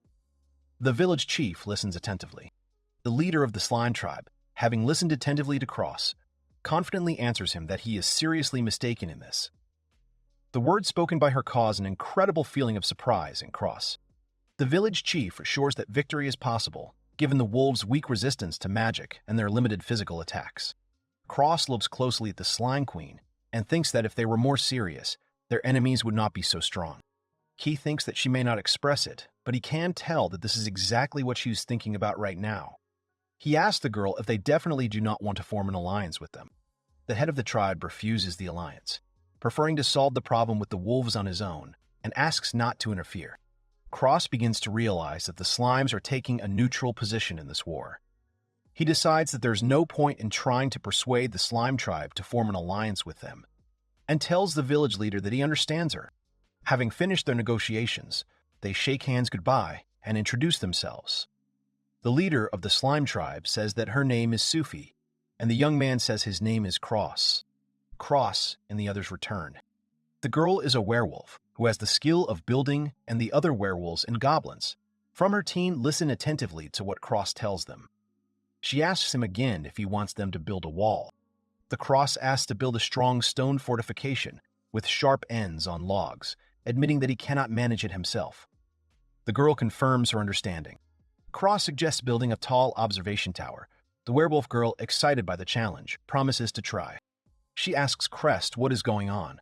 The war with the werewolves from the north is about to begin. He tells her that it is not certain yet, but they still need to be prepared, so they all better get to work right now. The girl returns to her team, telling them Cross's words that it is time to get to work. The crowd of werewolves and goblins who are busy building the village rejoice. Cross assigns the goblins and werewolves to take turns guarding the slime village, emphasizing the heightened danger. He reminds them of the agreement to avoid casualties.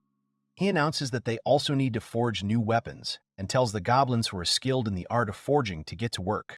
He shouts enthusiastically to all the villagers that it is time to get to work, and the crowd shouts joyfully. Cross, deciding that he needs to go and help the villagers with the fortifications, heads there. Orpheus finds Cross and shouts his name so that he will pay attention to him. the werewolf king Orpheus turns to the young man and firmly tells him that he needs him to work with him. Some time later, Livia stands in the middle of the forest, excitedly watching a training fight. Cross and the werewolf king fight each other with swords, sparing neither their strength nor each other. Cross's attack knocks Orpheus's sword out of his hands. Orpheus, realizing his defeat in his training duel with Cross, begins to shake with anger and resentment. He immediately asks him to fight him one more time. Cross calmly explains to Orpheus that if he is in such a hurry, he will never learn anything. Cross tells Orpheus that after a short break, they will continue their training. Orpheus tells him that he feels his status has increased significantly since Cross gave him a magical name. However, he remembers his brother Verd, who mercilessly killed their father. Orpheus admits that he will never forget the way he looked at him after he killed their father, the former werewolf king. Orpheus states that he should not be like his brother. Orpheus laments that he cannot defeat his older brother, who is the leader of a tribe of fighting wolves from the north.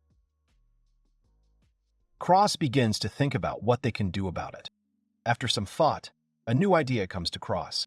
Cross asks if Livia and Orpheus have studied fencing. Orpheus replies that he only studied for self-defense and that Livia has never studied fencing. The young man asks the werewolf king if he has noticed anything interesting in the sword duels they conduct to practice their skills. Orpheus becomes thoughtful and begins to remember his and Cross's past sword fights.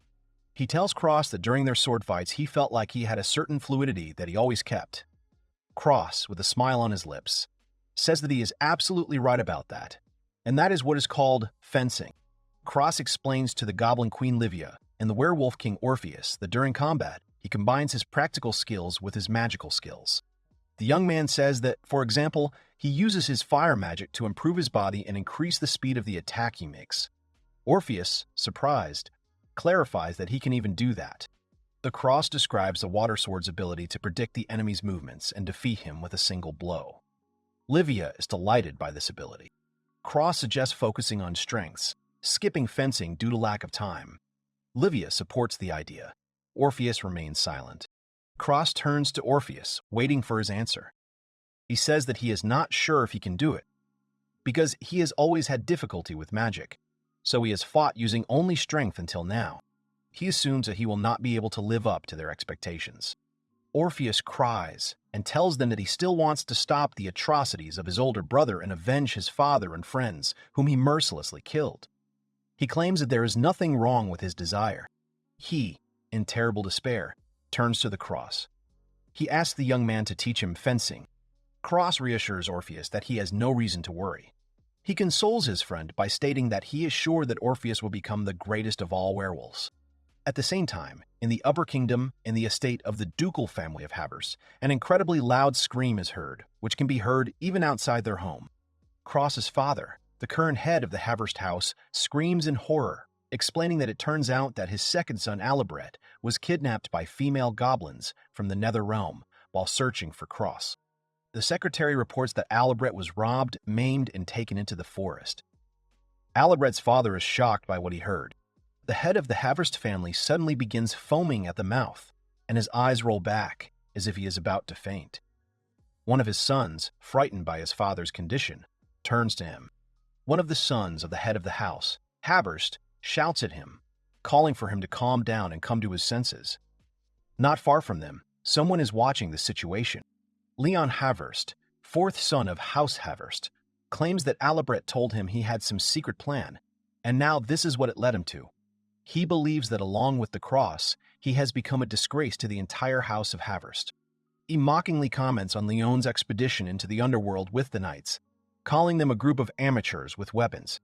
The fourth son of the Haverst family bursts into someone's room and, with a malicious smile, asks those present there whether he is not right in all this. He turns to Marnis, a girl with glasses who is one of the maids of their house.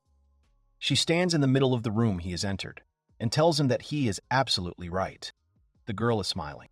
However, Leon suddenly slaps her so hard that her glasses fly off her face. A red mark appears on Marnis's cheek from his blow. The girl remains silent, patiently enduring such an attitude towards herself. Leon is displeased and asks Marnis how much longer she intends to remain in her human form. She quickly apologizes to him, calling him Master Leon. In front of him, instead of an ordinary girl with glasses, a fox appears, who looks very much like a human but has fox ears, a fluffy tail, and very long hair that almost reaches the floor. Leon claims that she is a fox. He reminds her that he asked her not to take human form when she is alone with him. He tells the girl that if she tries it again, he will kill her on the spot. Marnus apologizes to him. Leon decides to drop the subject. He asks her if his stones are ready. The fox girl immediately takes out a small box with many stones and says that she has them all. She carefully holds the box with both hands and shows him all the stones. She begins to explain to him that they will temporarily enhance the magic in his body. She assures him that these are very powerful magical stones. Leon takes one of the stones in his hands, examining it from all sides. Marnus tells him that these magical stones also have the effect of neutralizing harmful elements from the lower spheres. Leon, still holding the magic stone in his hands, looks at the girl with a distrustful look. She declares that she is sure that these magic stones will be able to justify all his expectations.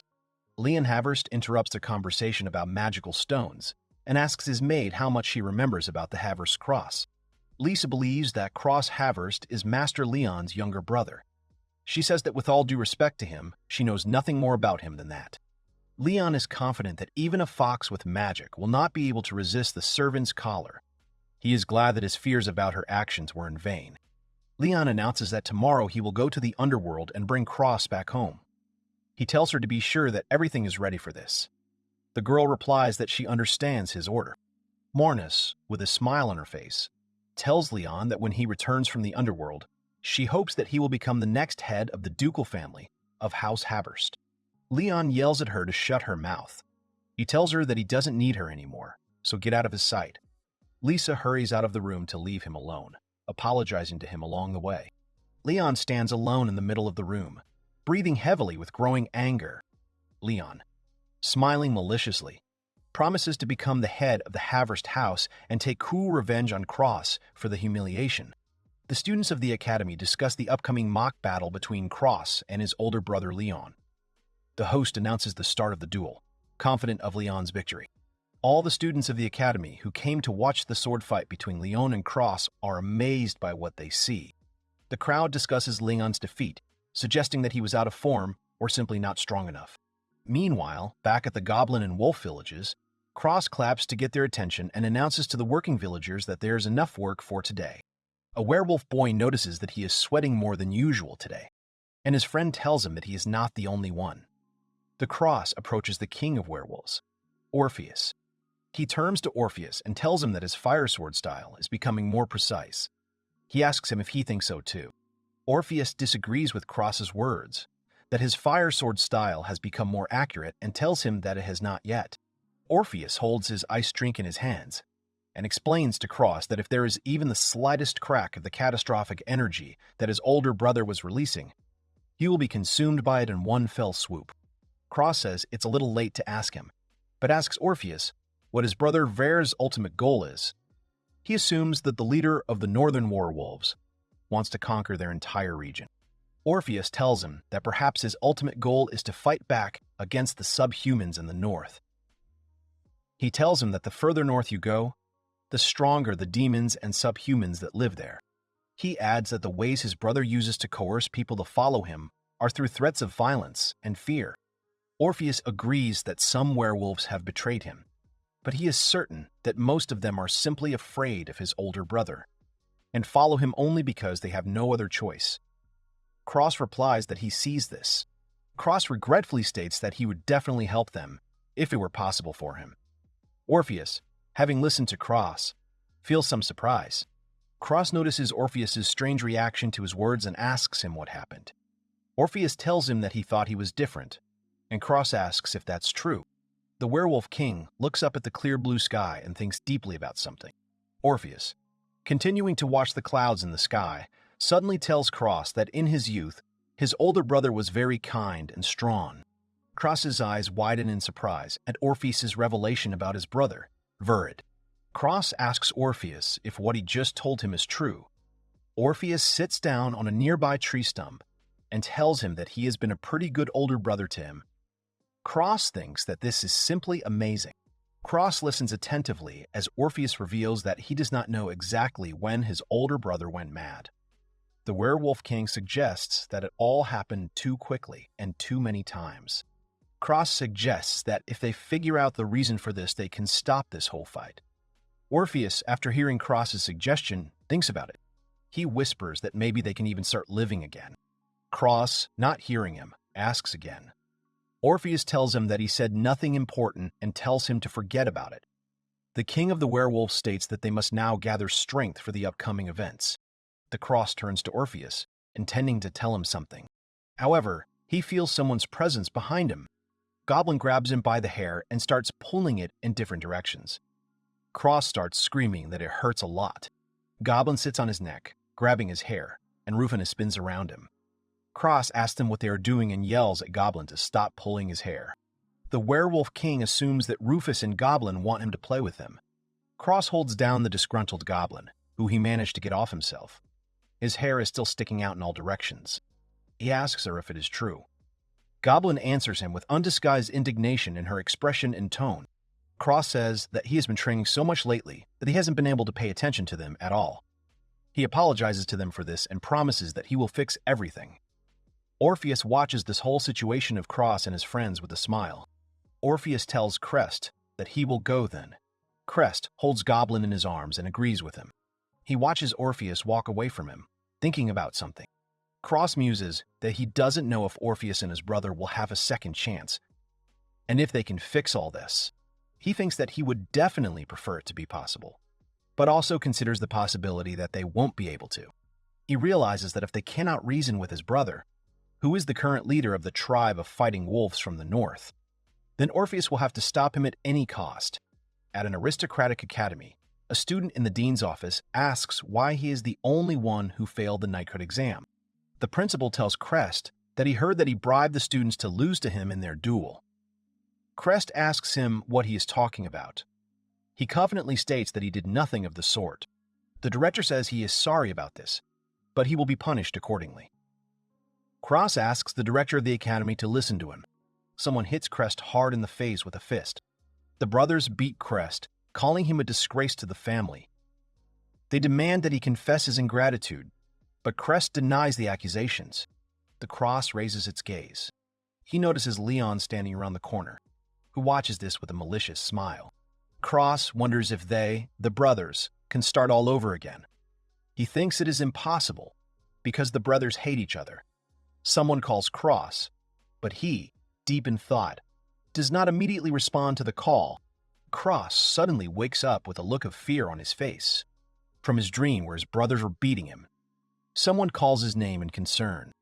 Cross sees a girl's face right in front of him and asks if it is Livia. Livia, worried about him, asks if he is okay. She tells him that he does not look well. Cross slowly sits up and tells Livia that he is fine. He tells her that he just had a really weird dream. Livia says that she understands. Cross regretfully realizes that he can still see them. He decides that he will need some time to recover. Livia tells him that something happened in their village. The werewolf carries his badly injured comrade, telling him to hold on. He screams for someone to bring him a potion. The werewolves surround them, feeling worried for their comrades. Cross runs up to them and shouts, asking them what it was. The werewolves answer that their village used to have 3 fighting wolves from the north. They say that they are very sorry because they screwed up and they found them. The werewolves scream that they will never forgive them. One of the werewolves asks them how they managed to come back from there alive. He, still holding his hand to his wound, tells him that it is all thanks to their daily training. Cross thanks the werewolves for their report. He turns to Livia and Orpheus and asks them to step aside with him for a few words. Orpheus, Livia, and Cross walk away from the rest of the villagers, and Orpheus, with surprise in his voice, asks Cross again if they missed on purpose. Cross replies that they were following them to figure out their base. He turns toward the forest where the wolves from the north are supposed to be now and uses his skill called senses.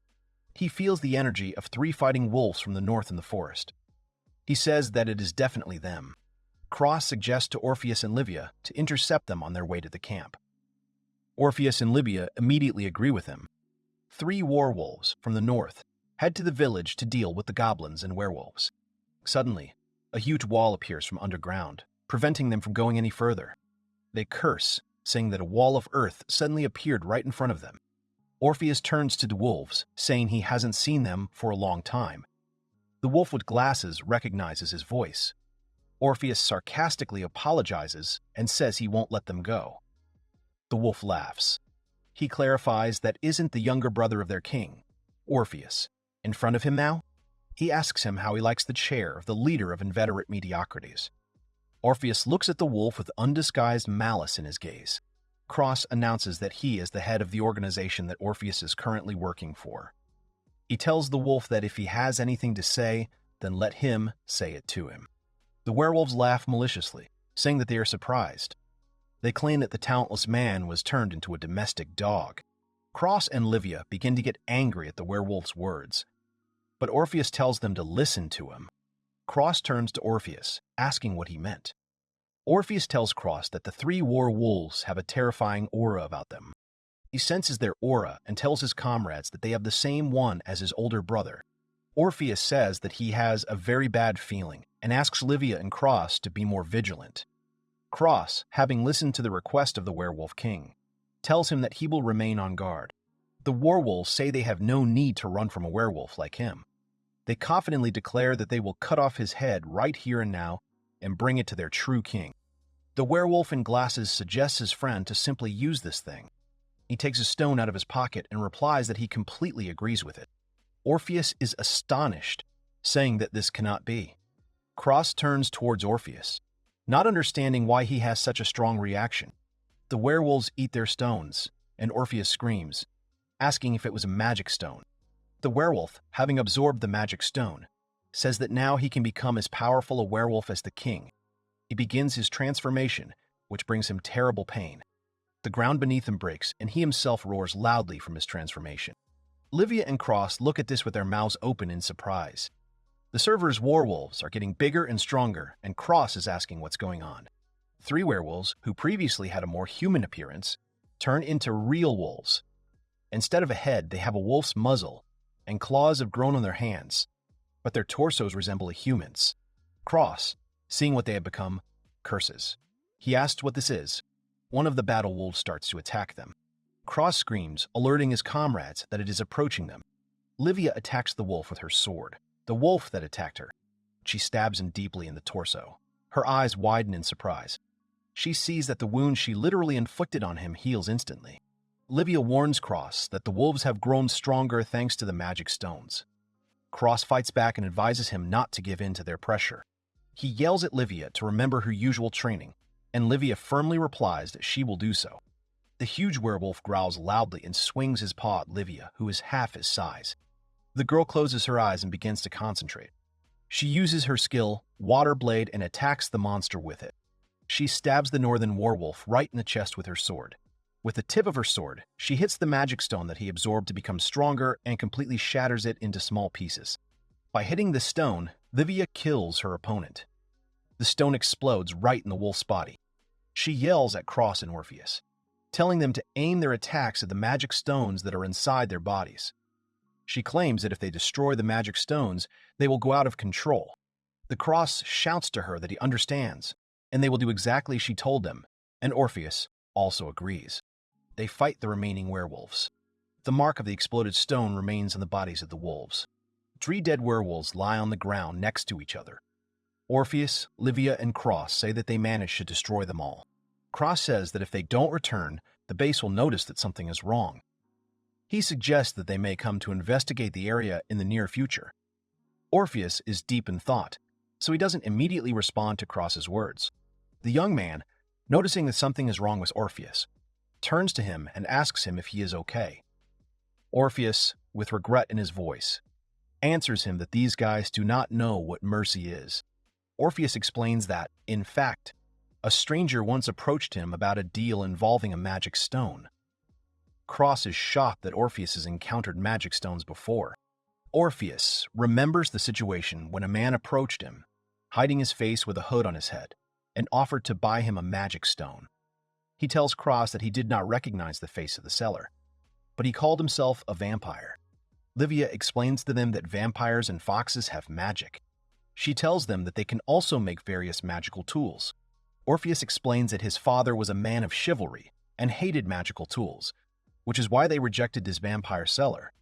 He says he had no idea that he was selling magic stones to his brother behind his back. He looks at the wolves they killed and says that they are no longer human but demons. He claims that it is madness to allow the younger generation to wear such a thing. The Cross begins his speech in front of the village. He announces to the villagers that they have killed the northern war wolves nearby, but they too can expand their search area. So he asks them all to be on guard and continue their diligent training. Cross thinks that it is better to keep quiet about the magic stone for now, because if they scare them away, it will lead to the opposite effect. Cross realizes that with their current power, the worst that could happen is that they would be wiped off the face of the earth. Cross announces to Orpheus that he is heading to the slime village. Orpheus, who clearly did not expect this, is surprised by Cross's decision. Orpheus asks Cross if he is still going there on the topic of their alliance. Cross replies that that is one thing, but first they need to share with them their information about the magical stones that the war wolves of the north possess. He reminds Orpheus that Sufi told them that they are weak against magic, so magic stones and other magical tools can pose a strong threat to the slime's life. Orpheus says that Cross is right, and they should tell the slime tribe in advance about the magic stones that the war wolf tribe from the north uses, and maybe they will even change their mind about creating an alliance with them. Orpheus asks Cross if he can come with him to the slime village. Cross says he can't. He explains that he actually has a meeting scheduled for today. Rufinus suddenly starts barking somewhere nearby. Cross complains that Goblin's training has made her resentful of him. Today they were planning to explore the forest, as Orpheus mentioned. He turns to Rufus and says that this isn't quite what they originally planned, but they must leave now. He asks his wolf Rufus where Goblin is. Rufus barks back at him. Cross asks Rufus about Goblin's mood and is about to summon demons. Rufus shakes his head, arguing against it. Cross asks Rufus what he's doing. He doesn't have to do that. Rufus responds with his own barking. Cross asks him if he suggested that he follow the scent and find her. Orpheus, who has been listening to the conversation all this time, realizes that he understands him. Cross is concerned about the movements of the northern wolves and has instructed Goblin to report danger. He accepts Rufus's offer and goes with him. He puts a bottle of potion and a small cape around his neck. Cross tells him that he will give him potions just in case, because suddenly something happens. He asks Rufus to take him to Goblin. The wolf enthusiastically agrees, and they set off, leaving the village. Many petals from beautiful flowers float in the air in the forest. A goblin sits in the middle of a field of beautiful flowers, busy with something. She weaves a wreath from the flowers that now surround her. She looks at the wreath she has made and dreams of giving it to Cross, and him stroking her head as a sign of gratitude and praise. Suddenly, someone's hand appears behind Goblin. Leon Haberst, Cross's older brother, grabs Goblin from behind by the back of her head and roughly lifts her into the air. Goblin tries to turn around to see who is doing it. He angrily asks her if she is the Goblin woman who beat up his brother Ali Bear. Cross asks Rufus if her scent disappeared along the path he and Rufus took to find her in the forest. Cross asks him if he really doesn't smell anything at all, and the wolf confirms this with his barking. Cross thinks about this and decides that this is all quite strange, because Rufus's sense of smell must be quite well developed. He looks at Rufus closely, seeing his obvious distress about this, and cannot understand how Rufus's nose could not work, since she also has a demon name. Rufus lets go of his ears and barks pitifully, telling him something, and Cross, worried, replies that he is absolutely fine. He tells him that it just so happened that his nose didn't work today. Cross suggests to his wolf Rufus to simply follow them to where he last smelled a goblin, and the wolf agrees to his offer. Lion, Cross's older brother, continues to hold Goblin tightly by her head, squeezing it tightly. Goblin screams in pain from the pain he is causing her. Behind him are his two knights, as well as the two mages he took with him to the underworld to search for his brother. Leon says that it is extremely surprising to him that they are not visible at all yet. Goblin tries to get out of Leon's grip and screams furiously from the pain he is causing her, squeezing the back of her head tightly with his hand. A special smoke comes out of the small cups in the hands of the magicians, and Leon explains that absolutely their entire territory is already blocked, thanks to this smoke from the conductors of the lower kingdom.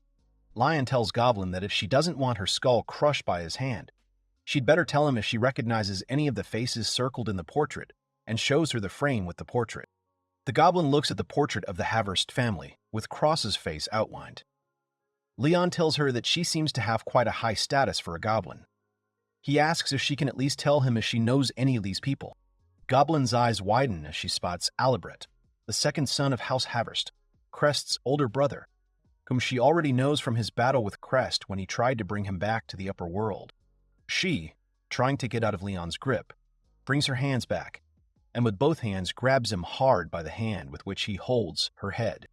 Lion asks her what she is doing, and Goblin squeezes his hand tightly, not intending to let go. Lion tells her that it is useless, and that she cannot harm him in any way now, not even a hair. He tightens his grip on the back of her head, digging his nails into it until blood appears, and Goblin lets go of his hand, screaming in pain. Lion demands answers to her questions, threatening to cut off her head. Goblin cries and tries to break free, but he holds her tightly. Lion throws her roughly to the ground, cursing. The knight approaches Leon and asks him if he is okay. The young man replies that he is fine. He assures him that she could not have done anything to him anyway. He watches the cowering goblins and wants to say that this is why they, demons, but does not have time to finish. He notices that she suddenly takes out a bottle with some liquid inside and drinks it completely. The knights exclaim that it is a potion, clearly concerned that she drank it. They wonder where she could have hidden it from them. Goblin wants to attack Leon, who didn't expect this from her. She is already advancing on him when the knight punches her hard in the stomach. The knight says that he will not allow her to touch Master Lion. Goblin falls to the ground at Leon's feet, writhing in pain. Lion says that a goblin with a potion is quite a sight. He orders 2 of his knights to ask her where the cross is. The knights claim that they will force Goblin to tell them where the cross is. They are known for their cruelty and they make her afraid. Cross and Rufus continue to search the forest for Goblin. He calls out loudly, calling her name and asking where she is. But no one answers. Cross wonders what's going on. He realizes that it's not just Rufus's sense of smell. He can't believe that he can't use his skills like detection technique or summoning anymore either. He remembers that his search has not worked, as with the war wolves from the north they defeated this morning. Cross realizes that the situation is constantly changing. He decides that he should have been more vigilant. He scratches the back of his head nervously, starting to worry and asking himself what he should do now. Cross's eyes widen in surprise as Rufus approaches him. The wolf comes close to him and hugs him with his tail. Cross, not expecting this, just stands there, not moving. He tells his wolf that he is calm because of him. He believes that it is at times like these that he needs to remain calm. Rufus barks back. Cross looks into the eyes of his wolf and tells him that he sees light in his eyes. Rufus suddenly emits a bright light, surprising Cross. Cross asks what it is, but Rufus himself does not know. He uses one of his skills called Assessment on it, which allows him to see the status of the demon bound to him and, by seeing something on the screen, his status. His eyes widen in surprise. The flowering field where Goblin was picking flowers to weave a beautiful wreath that she intended to give to Crest turned into a terrible picture. The beautiful flowers were stained red with drops of her own blood. Goblin, covered in deep, fatal wounds inflicted on her by the Knights of Leon, trying to force information about the cross out of her, lies in a pool of her own blood, completely motionless. Lion asks the knights if they have received information about the cross. The knight apologizes, noting the captive's stubbornness. Lion orders his knights to go into the forest to look for his younger brother, Cross, while he himself will wait for him at this place. The knights respond that they understand his order. Suddenly, an empty bottle of potion flies somewhere. An empty bottle of the potion that Goblin recently drank flies right into Lion's back. He turns around to see with his crazy eyes what happened and who threw this bottle at him. Goblin stands up in front of him, covered in blood from her wounds, looking straight at him with a terrifying and determined gaze. Lion, enraged at her, attacks her with his magical attacks to finish her off. He makes several holes in her body with his attacks, and she falls to the ground. He screams with fury in his voice that this is enough. The goblin lies dying in a field of flowers while Crest's elder brother cries out, listing all these goblins and knights he brought here, and this fox servant and the Havurst and Crest family. He screams furiously why they can't all do what he wants them to do. He wants all of them he listed earlier to stop annoying him so much. Lion tells his knight that the next time they try to deceive him or fail to live up to all his expectations, he will kill the fox and all their families. The knights apologize to him in fear. The petals from the flowers begin to rise into the air. The air lifts Goblin into the air among the petals, and her wounds instantly heal. The onlookers are amazed. One knight calls her a goblin with healing powers, but Leon claims that it is her skill. Lion looks at the petals from the flowers that surround her and suggests that she gets a lot of life force from the environment.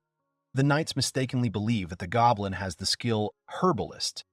Cross speculates that demons only have skills unique to them. He realizes that if this is true, then she must have a very rare skill. The mages are shocked and say that this is impossible, and ask how she could have broken through the smoke and used her skill. The mage, cut in half, does not immediately understand what happened. He looks at the remains of his comrade, trying to comprehend what happened. He calls his comrade, but before he can come to his senses, he too is killed, cut into several pieces. Leon and the knights are shocked by such a sudden and unnoticed murder of their magicians. Rufus comes out to them. Rufus's appearance changed due to the transformation he underwent in the forest. The knights noticed a wolf and wonder if it was he who cut down the two mages. They do not understand how the demon was able to get into this smoke. Lion watches the current situation and is very unhappy with it. He thinks that this cannot possibly be happening. Goblin glows in the air, attracting the attention of the knights. They are surprised by the glow. Cross activates the demon evolution technique, and Goblin begins to transform. Goblin begins to evolve. All of her wounds that she received earlier in the battle heal. Her hair becomes longer, her torso becomes stronger, and she herself becomes much stronger. The knight laughs, hiding his excitement from her, and tells her that he, of course, did not understand what had just happened to her. However, he was just thinking that he had not tormented her enough. Suddenly, this knight gets hit in the face by Goblin. The blow is so strong that his teeth fly off. The Goblin kicks him so hard that his head is torn from his body and flies back a couple of meters. His comrade, in shock after such a sight, looks at the head of the dead knight, which landed right next to him, and does not understand what just happened. He looks at the headless body of his comrade and asks how this happened. He says with regret that he just got married the other day. The knight, enraged, begins to shout at her. How could she do this to him? He laughs hysterically and assures her that now she will not be able to hurt him anymore. The goblin is next to him, and the ground beneath her cracks from her physical strength. She hits him with her palm in the area of his stomach. Her precise, direct strike passes straight through the knight's body. With her attack, she instantly kills another of Leon's knights. Lion, who watched as Goblin single-handedly defeated his knights, realizes that she allowed her blow to penetrate his body and ruin his armor. Goblin stands after killing two knights of Leon who were tormenting her. Suddenly, someone calls her name. She turns around, hearing a familiar voice, and notices Cross. He immediately runs into his arms. She happily hugs him and says something to him. Cross hugs her back and says he's glad she's okay. Cross, continuing to hug Goblin, realizes that the plants surrounding them were medicinal herbs. He is glad he can appreciate them. Cross notices the smoke that has robbed Rufus of his sense of smell. He recalls that he was able to cut through the smoke thanks to the wolf's unique olfactory skills that he gained through his evolution. But then the reason why his summoning and detection technique didn't work was different. Leon approaches Cross from behind and tells him that they haven't seen each other for a long time. Cross, hearing a familiar voice, turns around to look at the man. Cross, turning back, notices in front of him the fourth son of the Haverst family, his older brother, Leon. Cross turns to his older brother, who looks at him with a crazy look. Cross asks him if he has come to him in the underworld to bring him home, as their brother Alibret had tried to do earlier. Leon remembers his father's words about Alibret, and claims that his father said that he was in league with the goblins. Cross tells him that if he knows so much about everything, he knows that he has no intention of returning home to the upper world. He admits to Leon that he was thinking of letting him go, so that he would go back home safe and sound. Goblin notices Cross clenching his fist in anger and says that, however, he now wants to tell him something. Cross threateningly warns his brother that since he and his knights have suffered greatly over Goblin, he should not think that now he will be able to return home to the upper world safe and sound. Leon, after listening to Cross's speech, begins to laugh loudly and hysterically. He stretches out his shirt and shows Cross the magic stone, which is located right in his body, just below his chest. Crest immediately recognizes this thing that has grown into his brother's body. He is surprised and feels excitement. Leon says that this is what he understands as brotherly spirit. He admits that he has no desire whatsoever to do anything for these people from the upper world. Leon, with a crazy look and smile, confidently declares that he came to him in the lower world to kill him. Leon stands in front of Cross and goblins in a flower field in the forest. Cross thinks that he knew it was a magic stone. He looks at his brother and realizes that he was the one who sabotaged all the skills he wanted to use earlier. Cross calmly asks his brother where he got the magic stone in the first place. He tells him that he thought magic stones were very difficult to find in the upper world. Leon answers Crest that his old servant Marunas created his magic stones for him. Crest, hearing his brother's answer, is amazed. Cross remembers Marunas, the subhuman fox who was his servant when he still lived at the Habers estate. He reflects that he always thought she kept her true fox identity a secret from everyone but him. Cross notices that the magic stone has merged with Leon's body, but he retains his sanity. He fears that his brother may go mad like the northern wolves. Crest comes to his senses and decides that now is not the time to sort things out with Marunas, his former servant. Cross notices that the magic stone has merged with Leon's body, but he retains his sanity. He fears that his brother may go mad like the northern wolves. Cross mentions that foxes create magical artifacts, but the stones have side effects. Leon mockingly asks if Cross is upset about losing his maid. Leon smugly claims that Cross was the only one in the upper world who was so incompetent as to trust subhumans. He tells him that they first gave her to sinners and servants and then got rid of her. Cross decides that he had to resort to some trickery. Leon adds to his words that although it was extremely unpleasant for him to swallow something that was left behind, Leon attacks Crest, exclaiming that all this is only thanks to him. Leon attacks Crest with a magical attack. The young man does not have time to dodge, and the attack hits him. He is thrown back, but the attack does not cause any serious damage to him, and he lands on his feet. Leon tells his little brother to look at this, because all this luxury and power, it's all for one thing: revenge on him. The elder brother of the Cross advances on him and shouts at him that the humiliation he once experienced in the upper world because of him will be nothing compared to his humiliation. He attacks Cross with his hand, but he blocks it with his sword. Leon intends to attack him again, yelling at him to get them. Leon continues to attack him, striking him multiple times and using only hand-to-hand combat. Cross fights off his attacks with his sword. The Cross falls to the ground on purpose. He pushes off from her with his hands and hits his older brother with both legs at once, but he manages to block it. Cross attacks Leon from the air, accompanying the attack with his loud scream. Leon manages to notice his attack. He puts his hand out to protect himself from the sword attack. The sword didn't leave a scratch on his bare hand. The Cross, seeing this, realizes that it has become stronger. Taking advantage of Cross's confusion, Leon attacks him and Cross flies back. Cross turns to his older brother Leon and tells him that he does not know the true nature of the magical stones he uses. Leon does not understand what Cross is telling him. Cross claims that skills are a power given to them by the Almighty God, and the Demon Stone is nothing more than a miracle created by humans and subhumans. Leon laughs, saying that he lectures him as soon as he realizes that he can't win. He demands that he prove his godly power. The Cross looks at the distraught brother and answers him that if he insists on it, then he will do it. Cross punches his older brother Leon in the face. The blow from Cross was so strong that steam came from his hand. Cross attacks Leon using his physical enhancement skill, leaving Leon struggling to stay on his feet. Leon laughs evilly as his wounds from Cross's blows heal on him, challenging his younger brother to try something stronger against him. Leon recovers completely from his blows. He hysterically screams at him that his skill doesn't work against him at all. Leon asks his junior if his power is godlike. He declares that it is now his turn and crosses his arms. Leon uses a skill called Wind Cutter to attack Cross. The air currents are directed towards Cross. Cross uses his slant attack skill and uses his sword to reflect his attacks so that they hit their owner.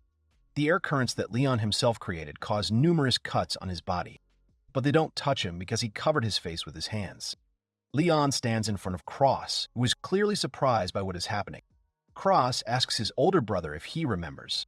Cross asks Leon if he remembers the last time he challenged him to a duel. He asks Leon if he spoke of revenge that day.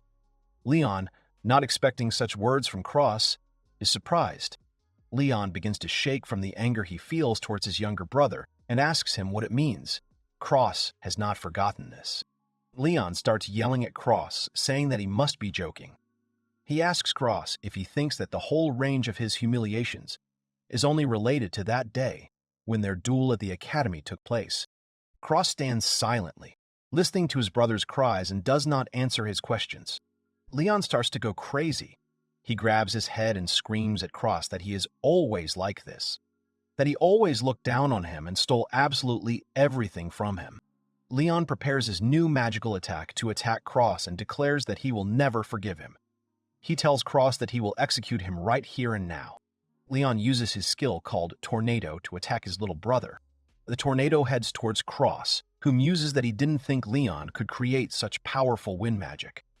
He realizes that, as he thought, the effect of this magic stone is terrifying. Cross realizes that with the increase in mass and rotation speed, his thrust is low, so he decides that it will be easier for him to dodge this attack. Suddenly, a knight appears behind him, intending to grab him. The knight holds Cross's arm so that he cannot dodge or escape from Leon's tornado attack. He looks back and sees that the knight who grabbed him is just a knight's body without a head. The Cross, frightened, asks what it is. Leon, who also did not expect this, is surprised. He watches this and begins to laugh, saying that this is very good. He tells the headless knight to keep up the good work. Meanwhile, the tornado created by Leon is already very close to the Cross. Rufus blocks Leon's attack and Goblin crushes the knight's heart. Leon is surprised by their appearance and gets angry. The Goblin is saved by Crest from a beheaded knight. Crest thanks them both and notes that the knights used magic stones. Cross believes that it was only after the destruction of the entrails that he stopped moving. He decides that as long as the knight's heart is intact, the magic stone can control his body. Leon curses, and Cross comes up to him and asks him if he now understands what he told him. Cross tells his brother Leon that the headless corpse of his knight helped him, but the magic stone he swallowed is an extremely dangerous thing for him. Leon looks at the stone in his body and begins to shake from the pain his magic stone is causing him. The Cross tells him to go back home to the upper world while he still has his wits about him. He claims that he can't help him in any way, but the Foxmaid can. Leon doesn't want to listen to him and shouts at Cross to shut his mouth. Leon, completely out of his mind, takes out all the stones he has and holds them in his palm. Cross is surprised that he has even more stones. Leon looks at the magic stones in his palm and says that he can't lose to him anymore. He swallows all his magic stones at once. Cross, shocked by his brother's actions, shouts at Leon to spit them out immediately. Leon starts laughing hysterically. He looks up at the sky and spreads his arms out to the sides, waiting for his strength and power to come to him. The Cross begins to experience some kind of ominous and frightening feeling. Leon continues to laugh hysterically. He begins to transform, his face twisting, and he states that he can feel the magical power from the magical stones bubbling within him. Leon's body can't handle the flow of magical power that the magical stones he ate gave him. His brain explodes. Blood pours out of Leon's ears, eyes, mouth, and nose. He falls to the ground and lies in a pool of his own blood. Cross, shocked by this sight, stands motionless. Cross approaches his older brother and looks at his bloody corpse. Leon lies in a pool of blood, and Cross realizes that the body could not withstand the magic stones. Cross thinks that at this rate he could get out of control very quickly. He decides that this is why they should stop his heart quickly. He looks at his older brother with regret. He tells Rufus and Goblin that hatred can drive a person to this state. Cross uses his water sword style skill and, intending to pierce his older brother's heart with his sword, bids him farewell forever. The stone suddenly becomes illuminated with light. Using his magic, he tears off Cross's left arm up to his shoulder. Cross lets go of his sword, not fully realizing what happened to him. The Goblin, seeing that their master was mortally wounded, screams loudly, and Rufus howls pitifully. Cross flies back away from Leon. Cross loses a lot of his blood due to his arm being torn off. At this time, his older brother gets up. He starts screaming loudly. Leon grows bigger, gains huge wings and completely transforms into a scary, huge monster. He is incredibly large. His ears are pointed, and he has 2 horns on his forehead. Cross sees Goblin and Rufus trying to tell him something, but he can't hear them. He realizes that he won't be able to use his skills against the approaching monster. The Havers brothers' mother says, holding little Leon on her lap, that in a little while he will have a little brother or sister. She tells him that then he will become a good friend to them. Leon laughs happily and tells his mother that he loves her very much. Little Leon closes his eyes against the rising wind. He finds himself in a void and starts looking around for his mother. He calls her and asks where she is, but all he gets in response is silence. Leon, who has turned into a terrifying monster, remembers his mother and begins to cry bitterly. He begins to scream loudly throughout the forest from his mental pain. Leon screams throughout the forest. He goes in search of his missing younger brother and calls him, asking where he hid. A fresh trail of blood, which belongs to the wounded Cross, leads to a small, dark cave nearby. An empty potion bottle lies on the ground. Bitter tears roll down Goblin's cheeks. Goblin watches as Rufus desperately licks the dead, Cross's face. She looks at his arm, severed at the shoulder, and asks something. Goblin cries and reaches out his hand to touch Cross's face. He strokes his cheek, not believing that he is dead. Goblin's eyes flash with determination as she places her hands on Cross's chest and speaks. Rufus watches in pain. Goblin realizes that Cross is truly dead. Goblin begins to shake with sobs. Then she screams loudly, not believing that Cross is dead. Rufus, who was watching them, also begins to cry. Suddenly, a message appears near Cross's severed arm, stating that the loading of the emergency program has begun. Emergency maintenance is in progress due to a malfunction in the skill Demonic Technique. Requires a lot of life energy. Success depends on the level of demonic mastery. Details are in the journal. The system signals that emergency maintenance has begun. The floor begins to glow, causing concern for Goblin and Rufus. A bright glowing orb appears between Cross's shoulder and his severed arm. Suddenly, Rufus and Goblin howl loudly. The loading of a second blood transfusion begins, which is already at 50% out of 100. His shoulder and arm are starting to recover. The face of the Cross, deathly pale and lifeless, in an instant takes on a more animated appearance. The system announces maintenance is complete. Goblin and Rufus breathe a sigh of relief. A sudden cough echoes through the cave. Goblin turns to Cross. Crest continues to lie down, but uses his skill called Light Magic. A hovering orb appears above them, emitting a bright light all around them. Rufus and Goblin look up at it. Cross clarifies that they did save him. He calls Goblin and Rufus, and with tears in his eyes, sincerely thanks them for saving him. Rufus is happy to see Cross alive, and Goblin begins to cry with happiness. Cross hugs Goblin and Rufus tightly. They hug him back, saying something to him. Cross touches his body where his arm was torn off and says that it is amazing because there are no marks on his body. He claims that you can't even tell if someone attacked him. Cross remembers Leon and asks Rufus and Goblin what happened to him.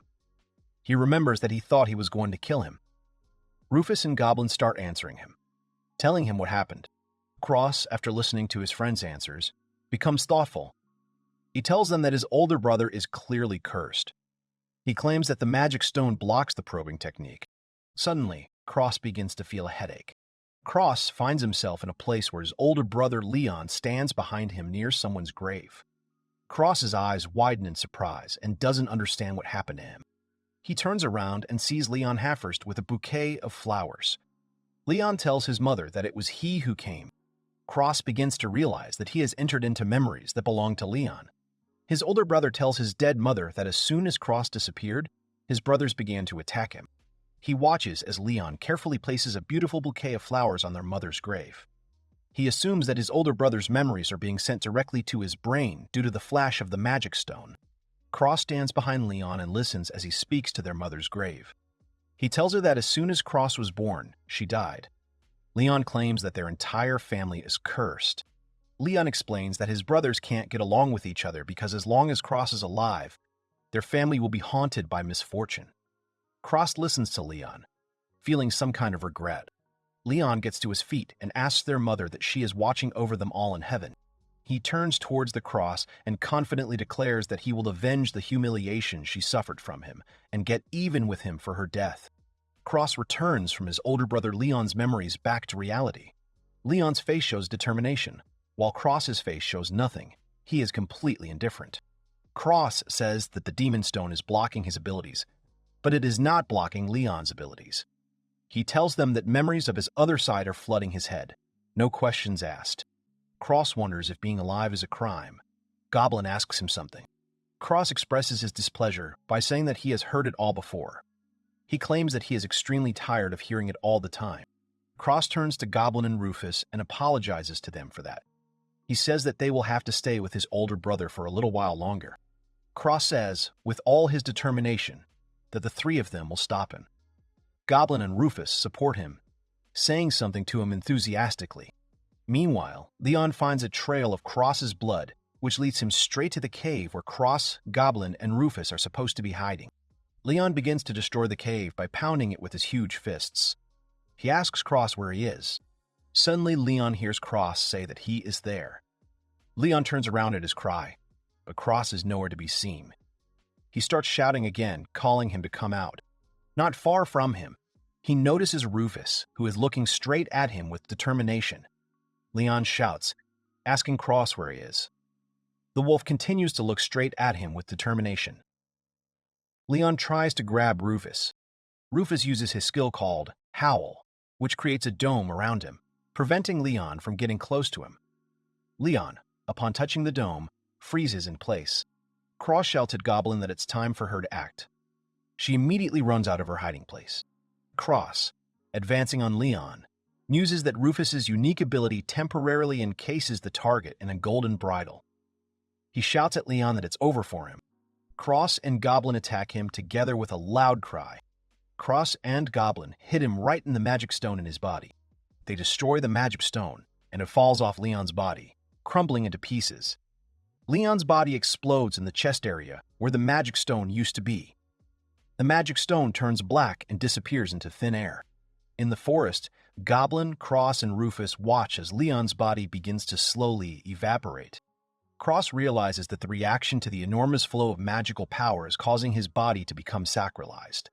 He believes that even his skills can no longer stop this process. He turns to Leon. The Cross says that he has already severed all his ties with the upper world, so he doesn't care what happens to him now. He admits that he just feels sorry for his mother. He says that he really does regret it.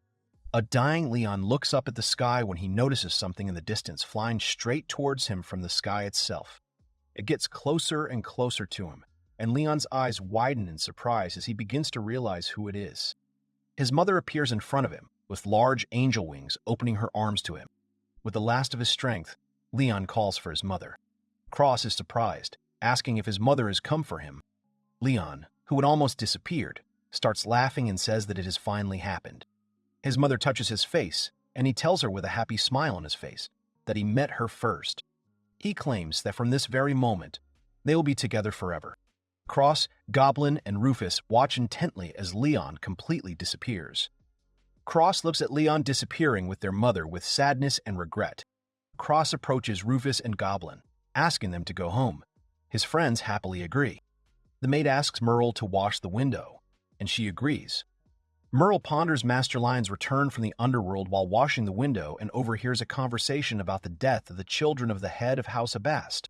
Servant collar that Leon had placed on Merle to subjugate her is removed and falls to the floor near her feet.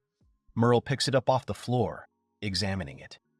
He realizes what has happened to her, and her eyes are filled with anger and determination. One of the maids, noticing Merle's strange behavior, asks her if something is wrong. She says everything is fine.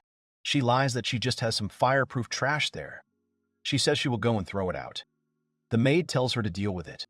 Merle destroys the servant's collar, declares Leon dead, and transforms into a fox. She promises to come to Master Cross.